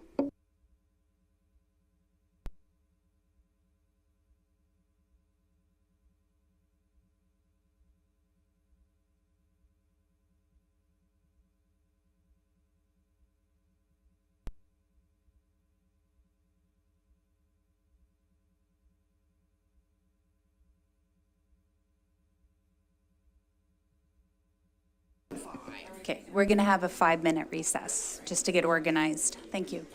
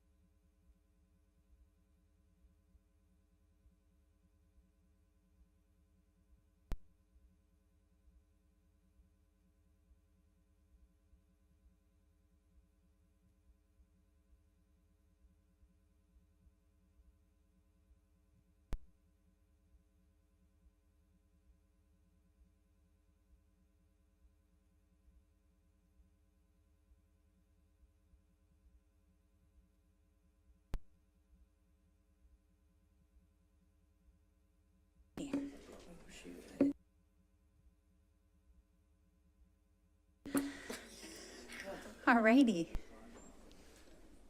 Welcome again. We're moving on to our public meeting, second one, and we're going to call this public meeting to order. The purpose of this public meeting is to present and receive public input regarding a proposed zoning bylaw amendment on the subject land at the corner of Geddes Street and Moir Street in Elora. The purpose of the proposed zoning bylaw amendment is to change the current zoning of C1 commercial to C1 commercial exception. The effect of the amendment is to allow an increased maximum building height of 4 stories, 12 meters, from the permitted maximum height of 3 stories, 11 meters, to construct a new mixed-use building containing 19 units and 235 meters square of ground floor commercial space. If a person or public body does not make oral submissions at the public meeting or make written submissions to the Township of Centre Wellington before the bylaw is passed, the person or public body is not entitled to appeal the decision of the Township of Centre Wellington to the Ontario Land Tribunal, the OLT. If a person or public body does not make oral submission at the public meeting or make written submissions to the Township of Centre Wellington before the bylaw is passed, the person or public body may not be added as the party to the hearing of an appeal before the OLT unless, in the opinion of the tribunal, there are reasonable grounds to do so. If anyone wishes to be notified of the adoption of the proposed zoning bylaw amendment, a written request must be filed with the municipal clerk, Township of Centre Wellington, 1 McDonald Square, Elora, Ontario, N0B1S0. And at this time, I will ask the clerk to advise how notice was given. Through you, notice was mailed to prescribed persons, agencies, and public bodies on or before March 23rd, 2023. A copy was also published in the Wellington Advertiser on March the 23rd. I can therefore confirm the requirement for giving notice was completed on March the 23rd, 2023. And for presentation by applicant, I will now call on Pierre Chauvin from MHBS Planning Consultants to provide an overview of this development. Thank you. Thank you, Madam Chair, members of council, members of the public. For those who weren't in attendance at the previous meeting where I presented, my name is Pierre Chauvin from MHBC Planning. We're a planning consulting firm out of Kitchener. Some of you in the audience do know me. I'm also a longtime resident of Centre Wellington, as is Robert Turner, who from Friar Turner, a resident of Fergus, I believe. But also a local business. And with me is Dan Curry, who is our heritage consultant with MHBC. I do have a brief slide presentation. This one is a little briefer. I'll try to be briefer this time. Has fewer slides, but just recall some of those slides that I spoke to earlier apply to this particular development as well.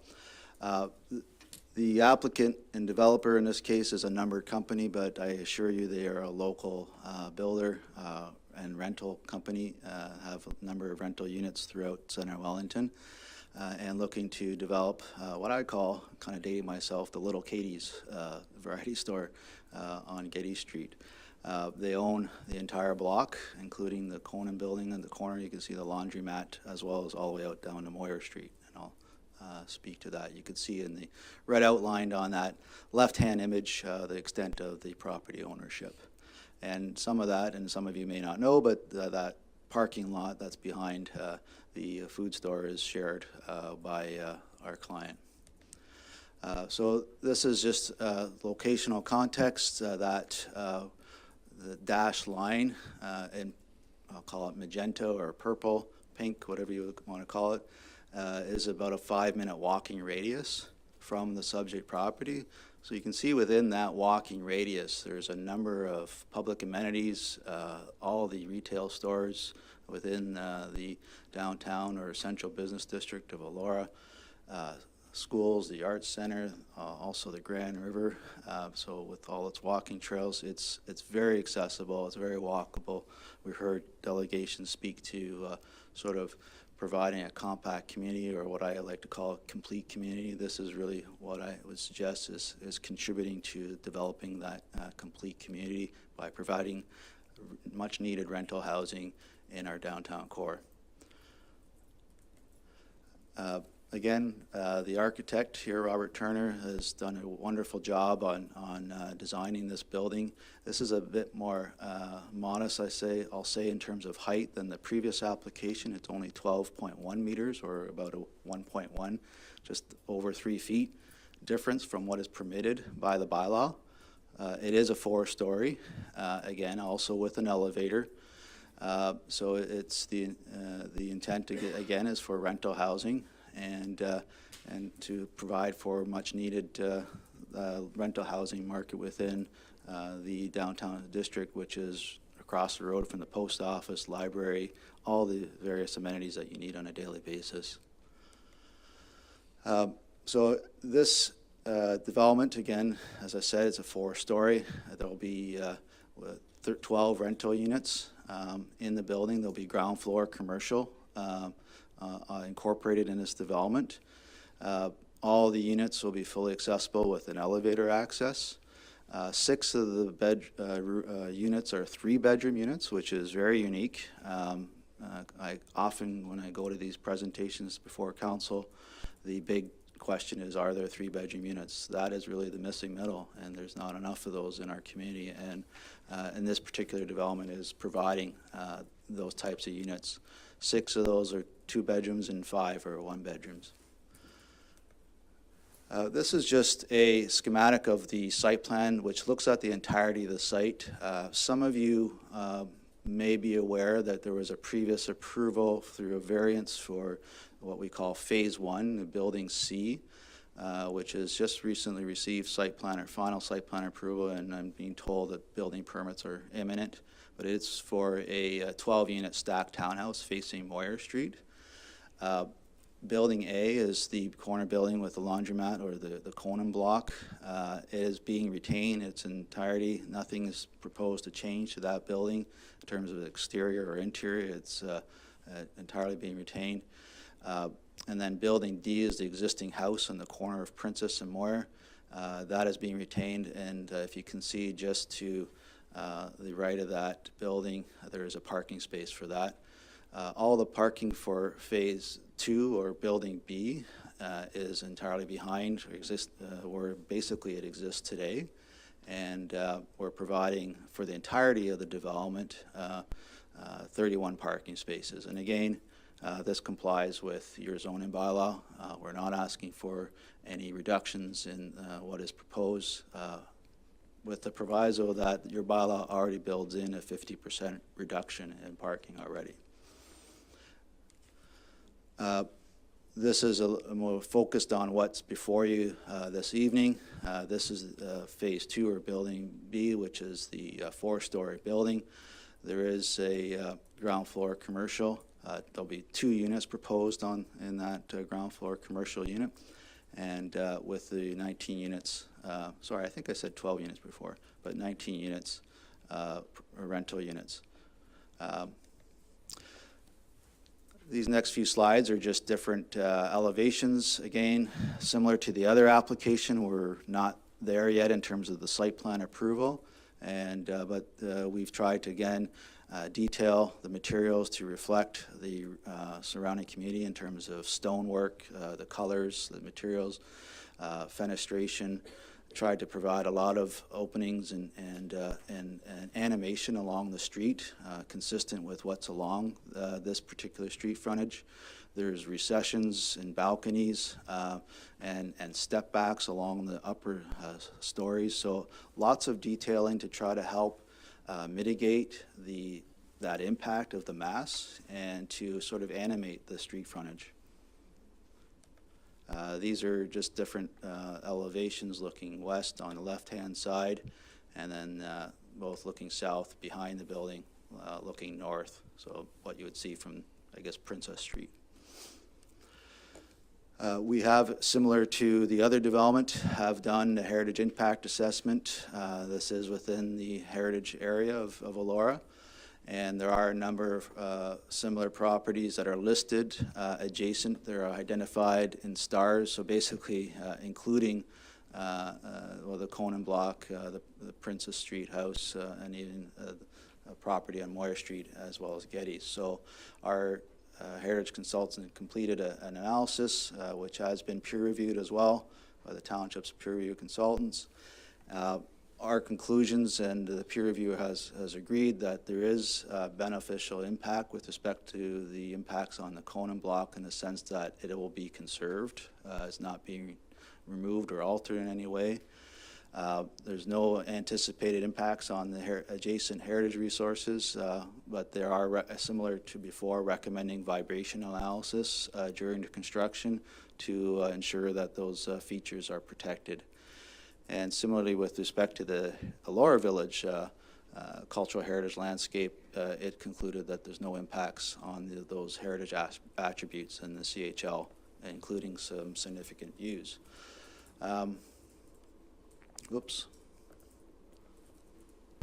We also did complete an urban design brief, and again, as I mentioned in some of the elevations, we've tried to create something that will look and feel like it belongs in Elora in terms of materials and textures, and try to provide sort of intensification that is sensitive to the surrounding context.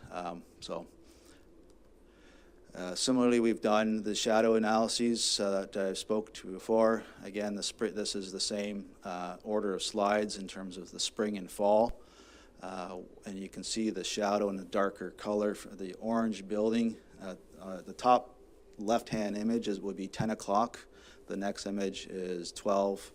The next image to the right, far right, top is 2 o'clock, and the bottom left is 4, and then 6 o'clock at the bottom right. So you can see the orange building being our Phase 2 building.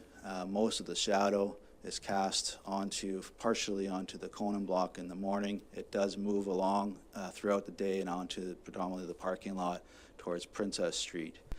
And then similarly, as the sun is much higher in the summer, again, 10, 12, 2, 4, and 6, same order. And you can see how the shadow is a lot more diminished with given the angle of the sun, but again, in the same orientation and away from the roads or other sensitive land uses. We did a similar angular plane. This is much different than, although we complied from an angular plane perspective in Fergus, this is, you can see quite the difference in terms of that 12 meters. We comply fully and provide, it's a much similar, or in terms of character and mass, along Moir Street, Geddes Street, than as it was in St. Andrew and Fergus, and complies with that angular plane. So again, in terms of closing remarks, we believe that this proposal development is consistent with your provincial policy and the growth plan, and also your county plan, which directs growth to your urban centers and it directs into intensification to major arterial roads, which Geddes Street is. We firmly believe that this is a compatible development, particularly with respect to adjacent land uses, and meets the intent of and conforms with your official plan and zoning regulations. And we certainly believe this will optimize the use of existing infrastructure. One of the goals of intensification is optimizing existing infrastructure, roads, sewers, sanitary water, storm, rather than expanding infrastructure, new infrastructure that costs eventually the taxpayers. This is utilizing your existing infrastructure. This is a provincial direction to do. We, as I mentioned, this development will protect and not harm the cultural heritage resources, and provide ultimately rental housing to this community, which is desperately needed. So with that, those are my comments, and I guess I'll answer questions after the delegates if needed. Great, Thanks. thank you, thank you. Alrighty, so we do have some registered delegations, and I will just want to remind everybody that you have 10 minutes to speak, and I will give a 1-minute warning. So we will call our first delegation, and that's Mary Lloyd.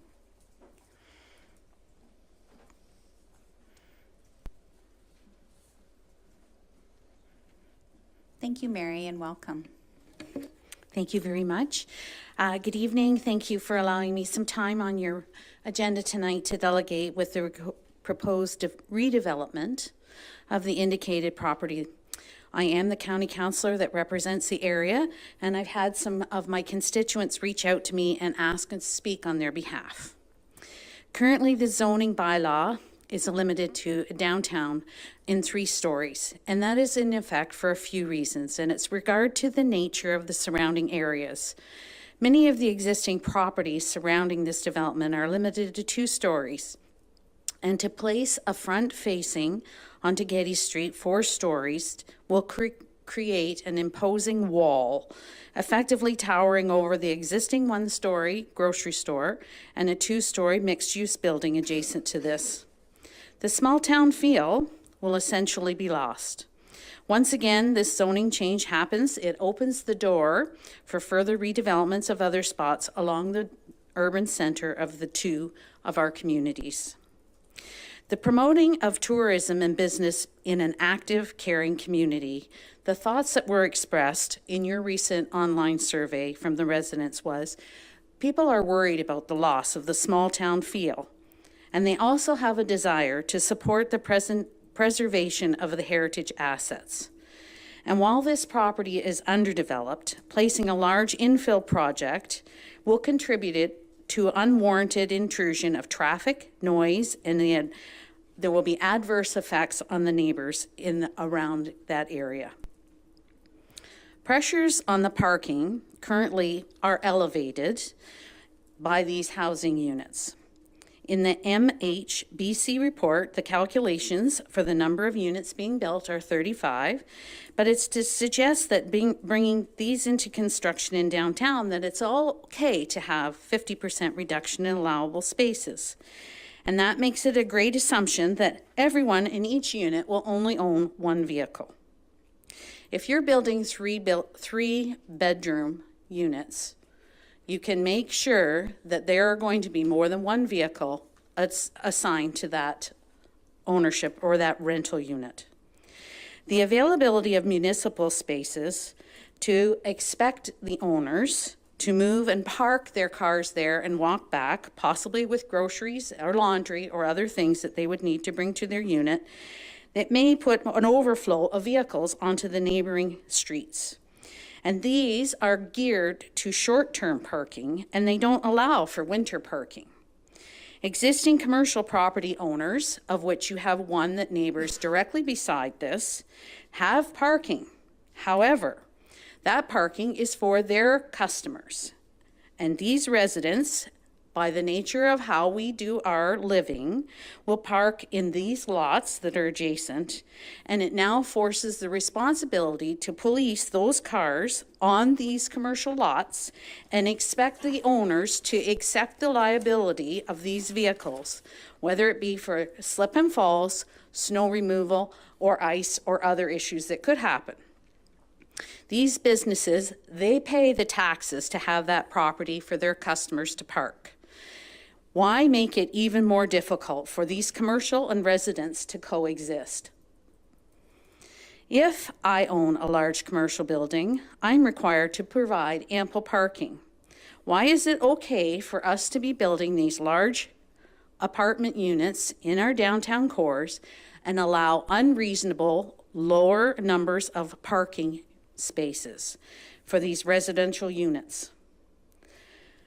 I would like to suggest that if you have got 2 commercial units in down area, you're going to take out of that parking inventory a minimum of 2 spaces that will be dedicated to the people who have the commercial units. They will be needing spaces to park their cars to bring things to and from their place of business. Where's their staff person to park? Now, let's look at the neighbors. In neighboring communities, we've seen the adding of taller buildings. It deters from the feeling of it being a small town. It loses a heritage appeal. This is what Elora is known for. If you look at the beautiful Dalby house with 3 full stories that are on this main street right out here, it adds beauty to the look. I'm not saying that this shouldn't be built. I'm saying that think about the height and what's around it and the heritage. Alternative transportation. It's fine for us to recognize that we want to encourage people to use bicycles and other forms of transportation. But with an area that's already suffering from an over number of cars here, and your committee has already approved a shuttle bus to be added for the parking issues that happen on the weekends, this is not something that's going to address the ongoing need for transportation. Many of the jobs for the people who live in these structures are outside of a reasonable walking distance. They're in business parks or they're in a neighboring community. You cannot get there on a bicycle for approximately 5 months of the year. 8 months, sure, but you're taking risks in some of that time. I ask you to consider the zoning bylaw, but more so, I think we need to look at the fact of the parking. While we'd like to be a community that encourages alternative ways to get around, walking, hiking, biking, and which are all very important things for us to do, we can't turn our backs onto the fact that things are just not around the corner and there's not enough buses and taxis available to support what we're suggesting by reducing the number of parking spaces at our apartments. Thank you. Thank you. Our next delegation, I have Ian Rankin.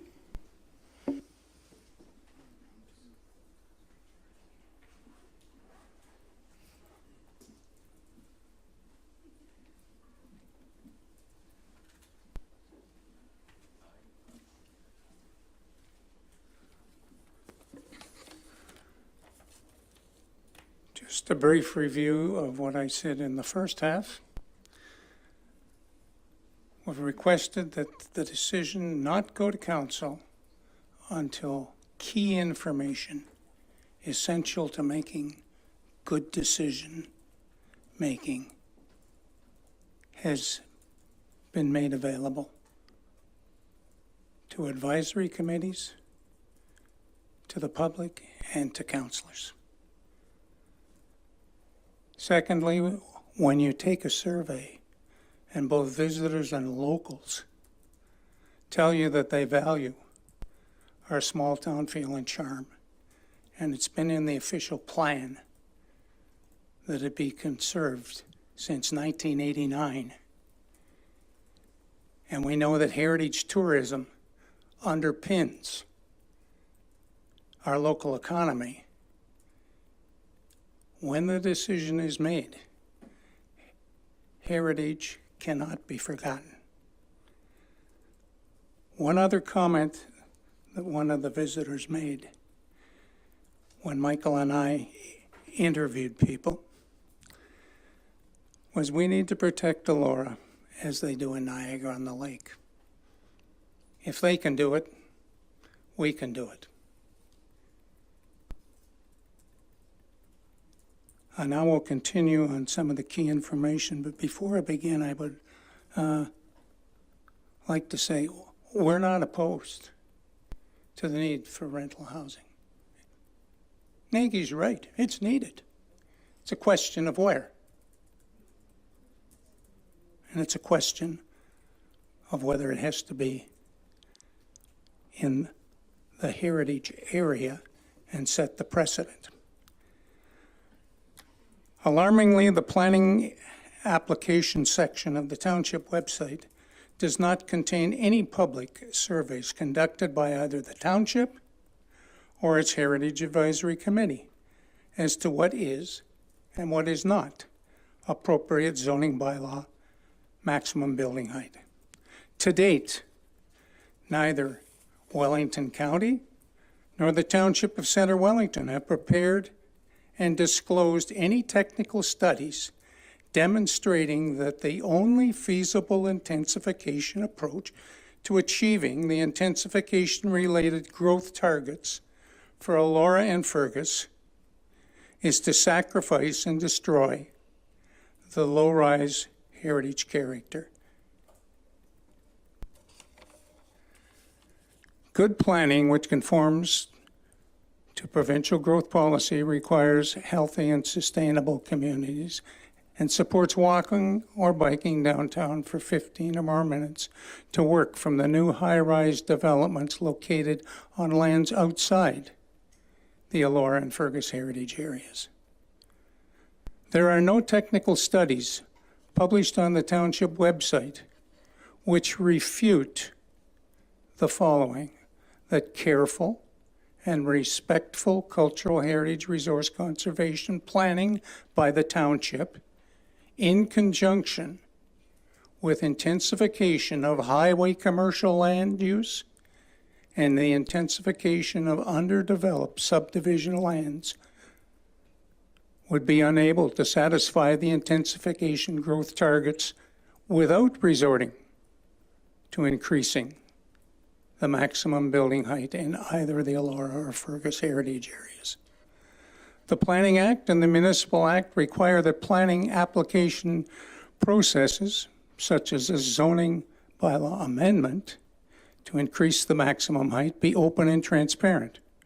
A key element in open and transparent planning processes is the requirement to ensure full, clear, and accurate information is provided by the township in a timely manner to members of the public, members of the advisory committees of council, and members of council. Here we are today at a statutory meeting, once again trying to have a well-informed discussion as to whether there is any demonstrated need, whether it's appropriate to go up in the heritage area, and whether it's advisable.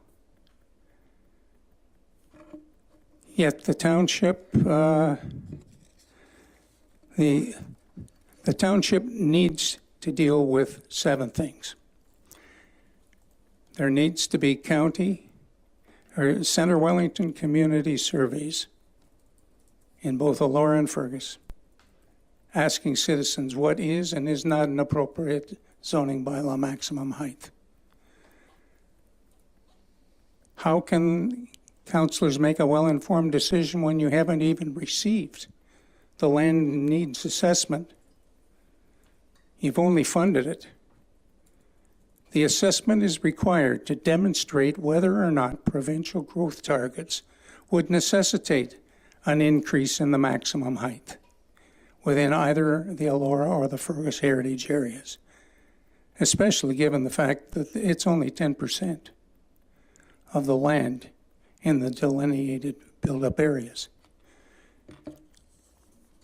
We need heritage area appropriate maximum building height technical studies, providing a detailed and comprehensive analysis to demonstrate how much, if any, and on which properties the existing zoning bylaw maximum building height might be increased, while ensuring the conservation and retention of our irreplaceable and fragile heritage values, heritage views, heritage attributes, and heritage integrity. It would be most helpful, particularly in light of the things I've heard tonight from a number of people, if there were some workshops dealing with the specific thing of where and how high to build. All of the decisions are made behind closed doors. The public learns at the last possible date. How can we give our informed opinion if we don't even have the facts? And I believe the land needs assessment isn't even going to come forward until 2 or 3 months from now. 2 last points. I'm surprised that Council has not put on the website the advice of its Heritage Advisory Committee. When this meeting was first scheduled for February, it was clear that Heritage Centre Wellington was going to be heard. Why do you have a Heritage Advisory Committee and not ask them what they think about these proposals.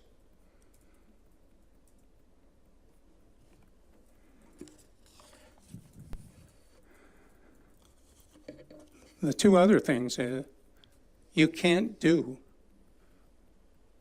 what you're planning to do with only a zoning bylaw amendment.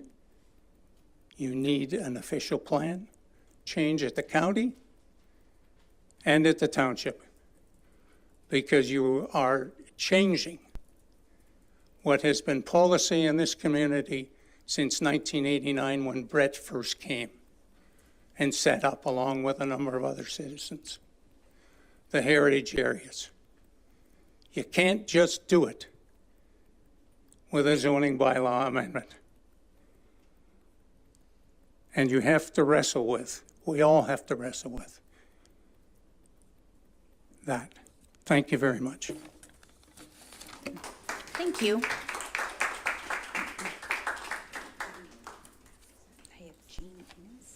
Okay. And our next delegation is Jean Innes.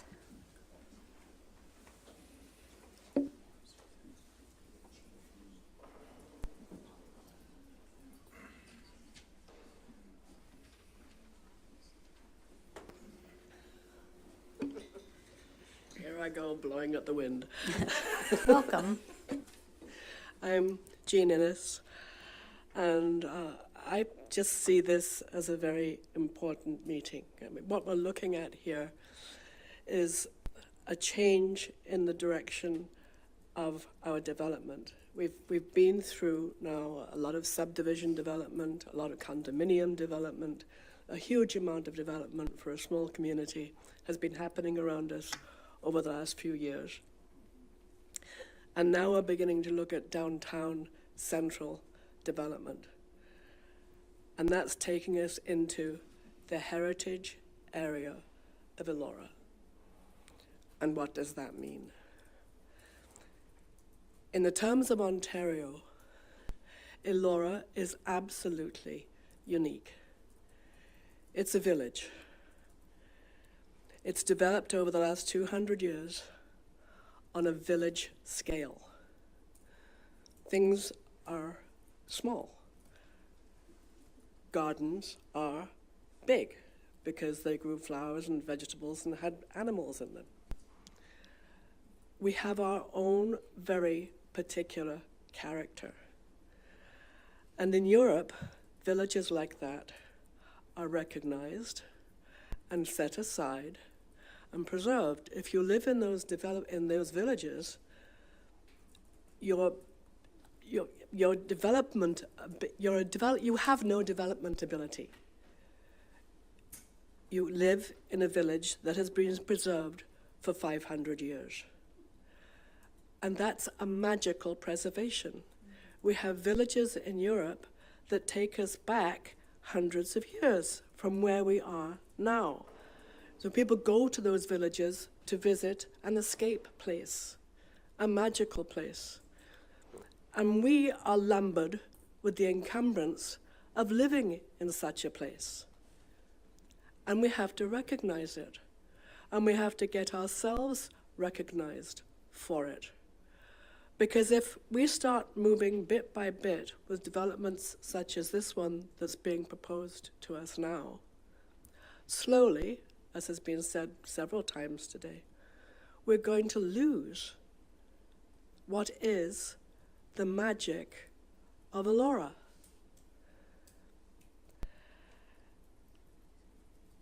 We do live in a time of a housing shortage. It's all around us. We're in a building boom. But we have to think to the future. 200 years from now, places like Elora and Fergus will be escapes for escaping to a Canada on a human scale, which won't exist anymore.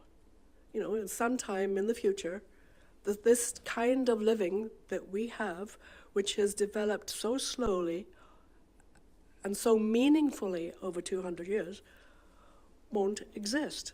We will be an example of that kind of living. That is our inheritance. It's that example. right now, this minute, we have this development that we're looking at here. And we know we need rental. It's really important. But is this the place for it? I think it's gone far enough right now that we're stuck with that. But we have to take some time, put a stop to the things that are going on right now. We have to take some time and plan carefully for the future. Where do bigger buildings go? Not in the heritage areas. The heritage areas, it is our duty to preserve them.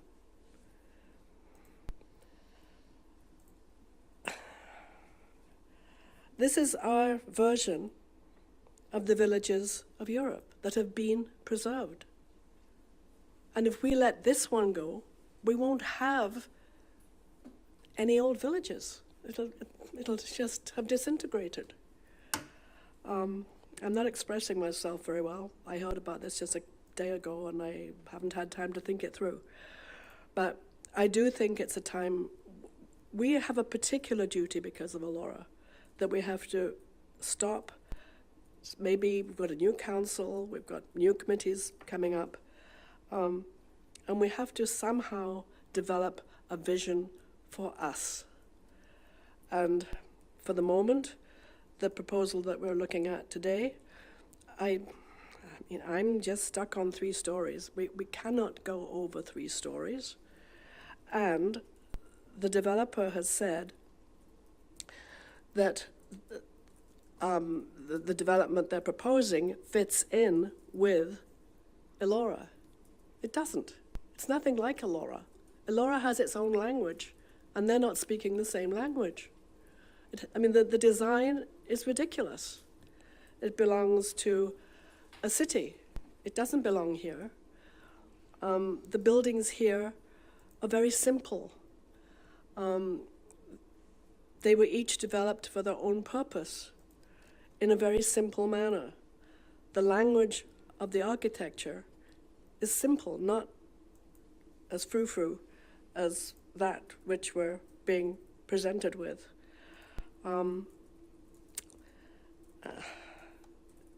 I would ask that the building be redesigned, and I would ask that the building be no more than 3 stories. And I would say that we have to, over the next couple of years, create our own rules and recognize what we're in danger of losing and save it. Thank you. Thank you. In our next delegation, we have Bob Jackson.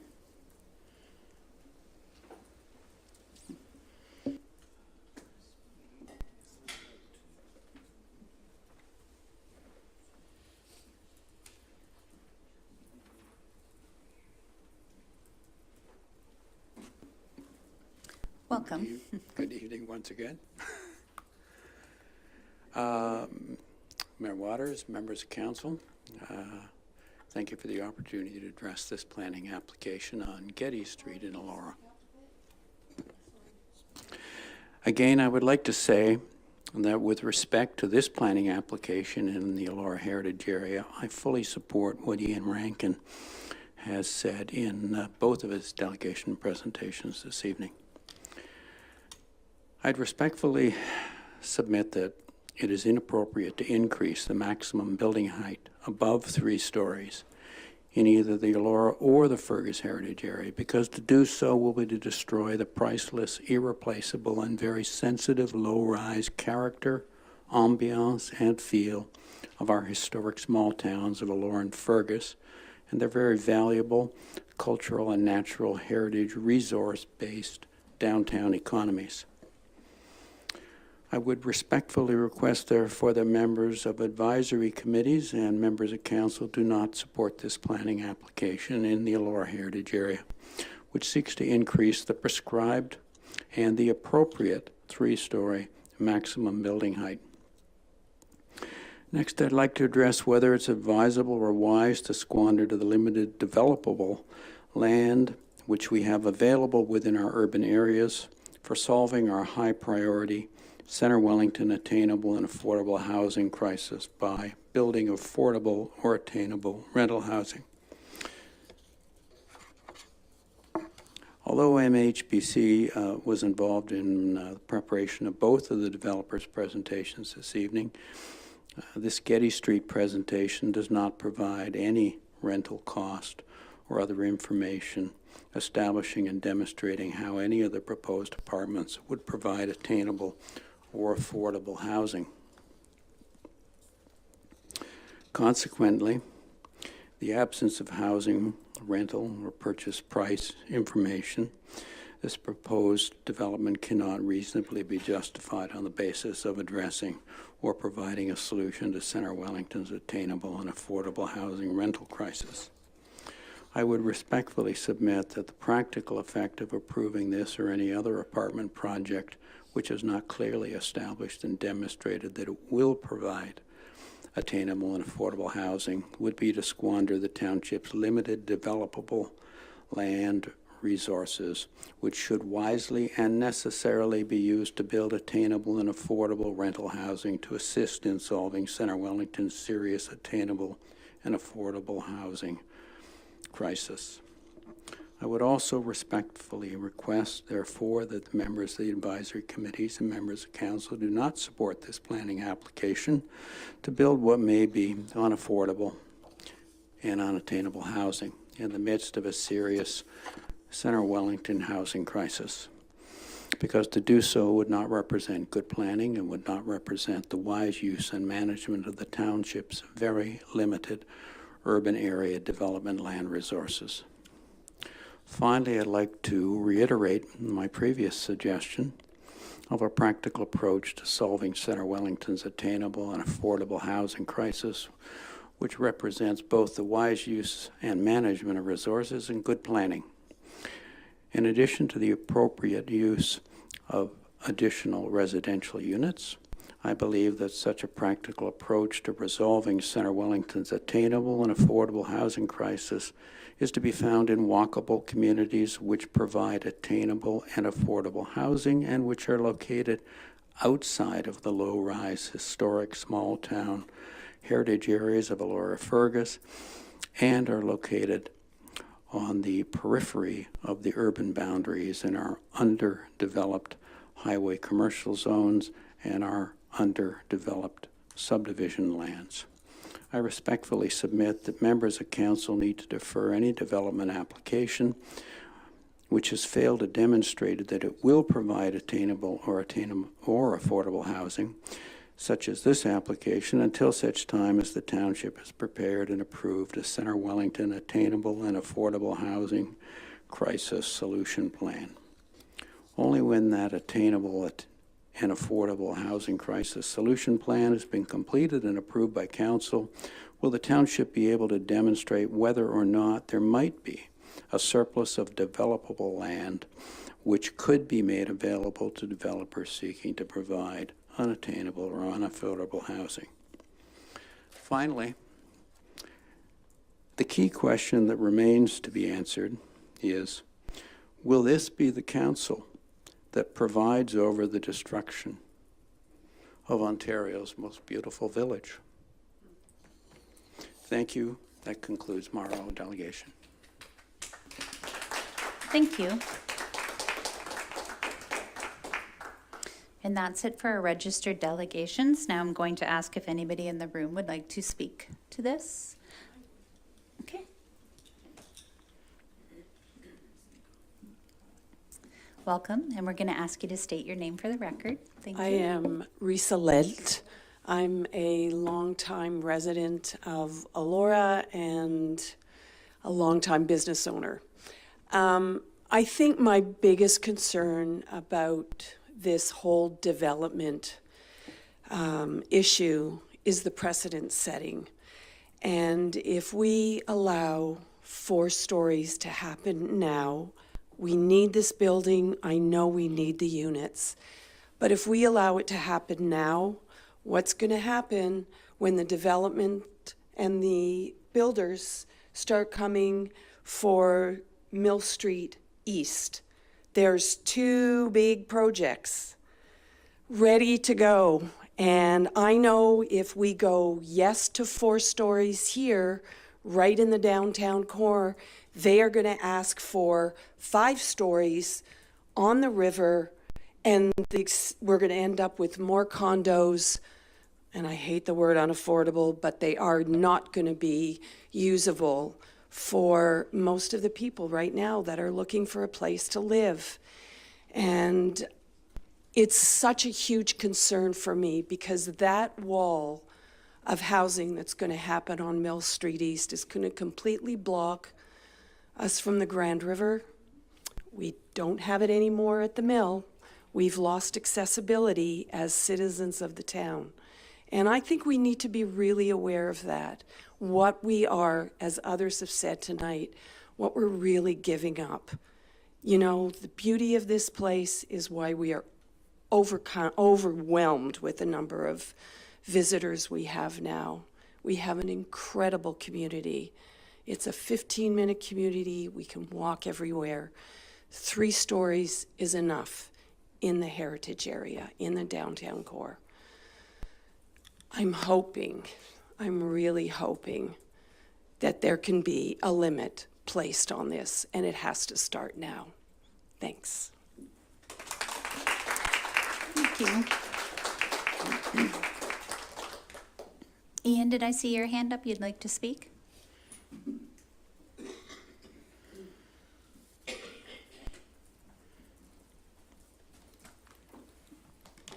Thank you.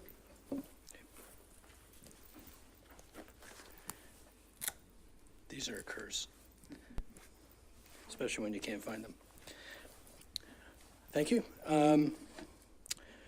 I won't repeat what I said earlier, but that carries through into what I have to say tonight. I should also just point out, too, that I've lived here since I was 9 months of age. So when you talk about seeing changes in the township, it's incredible. And I'd have to say the small town for me disappeared in the early 60s when tourism first discovered Elora. So I support the proposed building for the following reasons. The proposed building provides much-needed, fully accessible rental housing and commercial space while remaining sympathetic to its surroundings and its design. The building's design does not impose itself on the street, lacking the large, uninterrupted walls that can make one feel uncomfortable. The building offers visual diversity that makes it more interesting to the person on the street. Its use of windows and doors at the street level and balconies help bring more human activity to the street, achieving that sense of connection with the street level. The building's stepped-back design, orientation, and site location restrict shadow impacts to the property and the adjacent street, except in spring, fall, and winter approaching sunset. However, these late afternoon shadows, interspersed with existing shadows cast by the surrounding and growing tree canopy. The tree canopy throughout the area also provides privacy to existing neighborhood residents. Historical growth shaped Elora's urban character to meet societal needs, and I've certainly witnessed that over my years of living here. Without cars, the downtown had more residences within walkable distance of services. Construction costs determined building height, while necessity determined density and height. Early multi-story buildings, including the Phillips Building, Dolby House, Post Office, and Elora Mill, indicated a willingness to go up. This project restores density within walking distance of the downtown core, meeting our societal needs and honoring our heritage. It also brings needed, fully accessible apartments to the downtown, as the building code requires elevators in apartment buildings over 3 stories. The residences will bring more people to this part of downtown to support local businesses, promoting a walkable community lifestyle envisaged by our forebears. Shops, food retail, pharmacies, hairstylists, a laundromat, restaurants, cafes, medical and legal offices, a post office, schools, churches, a library, and a town hall are within a mobility accessible distance. When we talk about wanting a town that everyone can enjoy, it is key about mobility accessible. This project will not displace existing street parking as it provides on-site parking for its residents. My only question is, are there plans to evaluate potential snow loading on the 2 existing single-story roofs adjacent to the proposed building? The roofs may be susceptible to new snow drifting patterns due to winds channeling between the 2 taller buildings. Thank you. Thank you, Ian. Deb, did I see your hand up? You're okay? Okay. Can I make a final call out for any more delegations that would like to speak to this? Seeing none? Okay. And then I'm going to offer the opportunity to the applicant for any response to questions or comments. Yes, thank you, Madam Chair, for the opportunity, and again, thank you for the members of the public for your comments, and certainly very heartfelt. And I too lived in Elora for a number of years, and certainly cherish the uniqueness of Elora. Having said that, I just want to clarify the parking situation. We do have 31 units total on this mixed-use site, and we are providing enough spaces, 31, for all of the units in this instance.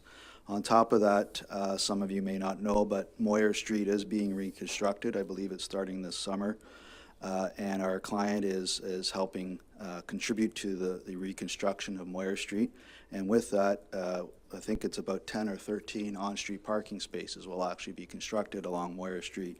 So that is a lot better than the kind of the mishmash of the situation that's there on Moir Street today. So I just wanted to clarify that. And I guess lastly, we heard a lot about walkable communities, and I heard the suggestion that we should be more walkable, and I'll probably mess this up and paraphrase it, but locating these buildings outside our heritage areas and within the high commercial areas. And I know that was the direction of the previous council, to locate some of this density in the highway commercial areas. I think that is completely opposite in my definition of what a walkable is, where you're locating some of this highest density away from the amenities areas, away from the library, away from the post office, away from the shopping centers, away from the schools. This, in essence, is walkable. As a planner, this is what we try to achieve, a walkable community. And by locating this type of density, I know people like to say just somewhere else, please, just encourages people to use the vehicle, encourages the more use of cars, pollution, etc. So if we're serious about protecting farmland, if we're serious about climate change, if we're serious about providing affordable, attainable housing in our community for everybody, our kids, our grandparents, this is what we should be supporting. And I appreciate some of those who feel that 3 stories is the max. We're talking about a difference of 1.1 meters, 3 feet, imperceptible in my mind. That's what we're talking about here. Thank you. Thank you. Now we will take questions from council. Would we like to start with Councillor Craddock? Do you have any questions? Not at this time, thank you. Thank you. Councillor Adams? Nothing? Okay. Councillor Evoy? No question, but through you, Madam Chair, I'd just like to once again thank our presenters and those who asked questions. Thank you. Mayor Waters? Thank you, and I'd echo that as well. Thank you for coming out. Thank you for preparing. We appreciate your input. Thanks again. Councillor McDonald? Through you, Deputy Jefferson. I'm honored tonight with previous Councillor Ian McCrae, County Councillor Jean Ines.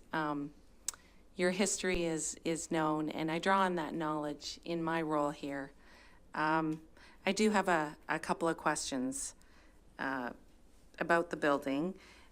So when it says so the difference is 11 meters to 12 meters, can you explain in the concept how that's making a difference to the 4 stories instead of 3 for me? Through you, Madam Chair. So just back to basics, the zoning bylaw permits 3 stories or a maximum of 11 meters in height. Right. we are proposing 4 stories, and when you actually measure it out, it works out to 12.1 meters. Okay. Okay. And is there a reason why you're asking for 4 stories instead of 3? Like, when you were designing it, I just have to Sure. put that out there. Yep. There must be a purpose. And was it to create more rental properties? Was it, yeah. Yep. Through you, Madam Chair, excellent question. As I indicated before, yes, it's ultimately we're trying to provide as much as we can. And this is an expensive build, an expensive proposition on behalf of the developer to invest in your community and in our community. And it costs, and in order to offset that cost, they need to generate the revenue. It's a simple economics, and to provide an elevator which will make this accessible to many parts of our community, people of our community, with mobility issues, with accessibility issues. It's a tremendous benefit we have, or opportunity we have, with such a minor increase in height. To provide this opportunity, I think it's something that we should seriously consider. And it comes down, like I said, to answer your question, it's really the economics of it, and have enough units to offset the cost of the build. Okay, okay. And again, on a previous property, we've kind of set precedent a little bit with bike lockers, and so I hate to ask the same question, but I'm going to. We have residents in, I know, especially in Ward 1, that need accessible scooters. I can see this being attractive for them, and they will need to store those scooters or other smaller means of transportation for accessibility reasons. And does that? Yeah, it's again, through you, Madam Chair, great question that Robert's pointing out that there is a large bicycle storage locker or room proposed in this development. Yeah. Again, we'll have to look out the final layouts to see, and even on the site where we can provide perhaps even outdoor secure storage for some of those things. Because it doesn't always have to be indoor, it could be a secure locker outside, so that people aren't lugging their bikes or scooters in and out of the building. Fair enough. And I know garbage is an issue in Elora. We're trying to look at it, but that's a county issue and sort of out of our jurisdiction, so I won't ask about garbage.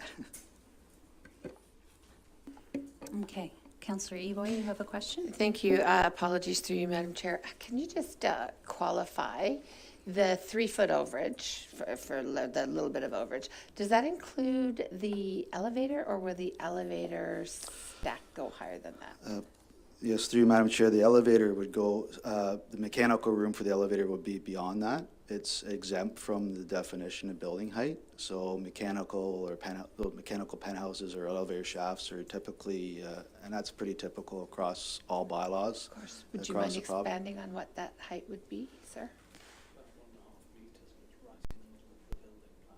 Yeah, so I don't know if the rest of the public heard that. It's about 1.5 meters in height, and it's right in the middle of the building, so you likely won't even see it from the street. Thanks for clarifying.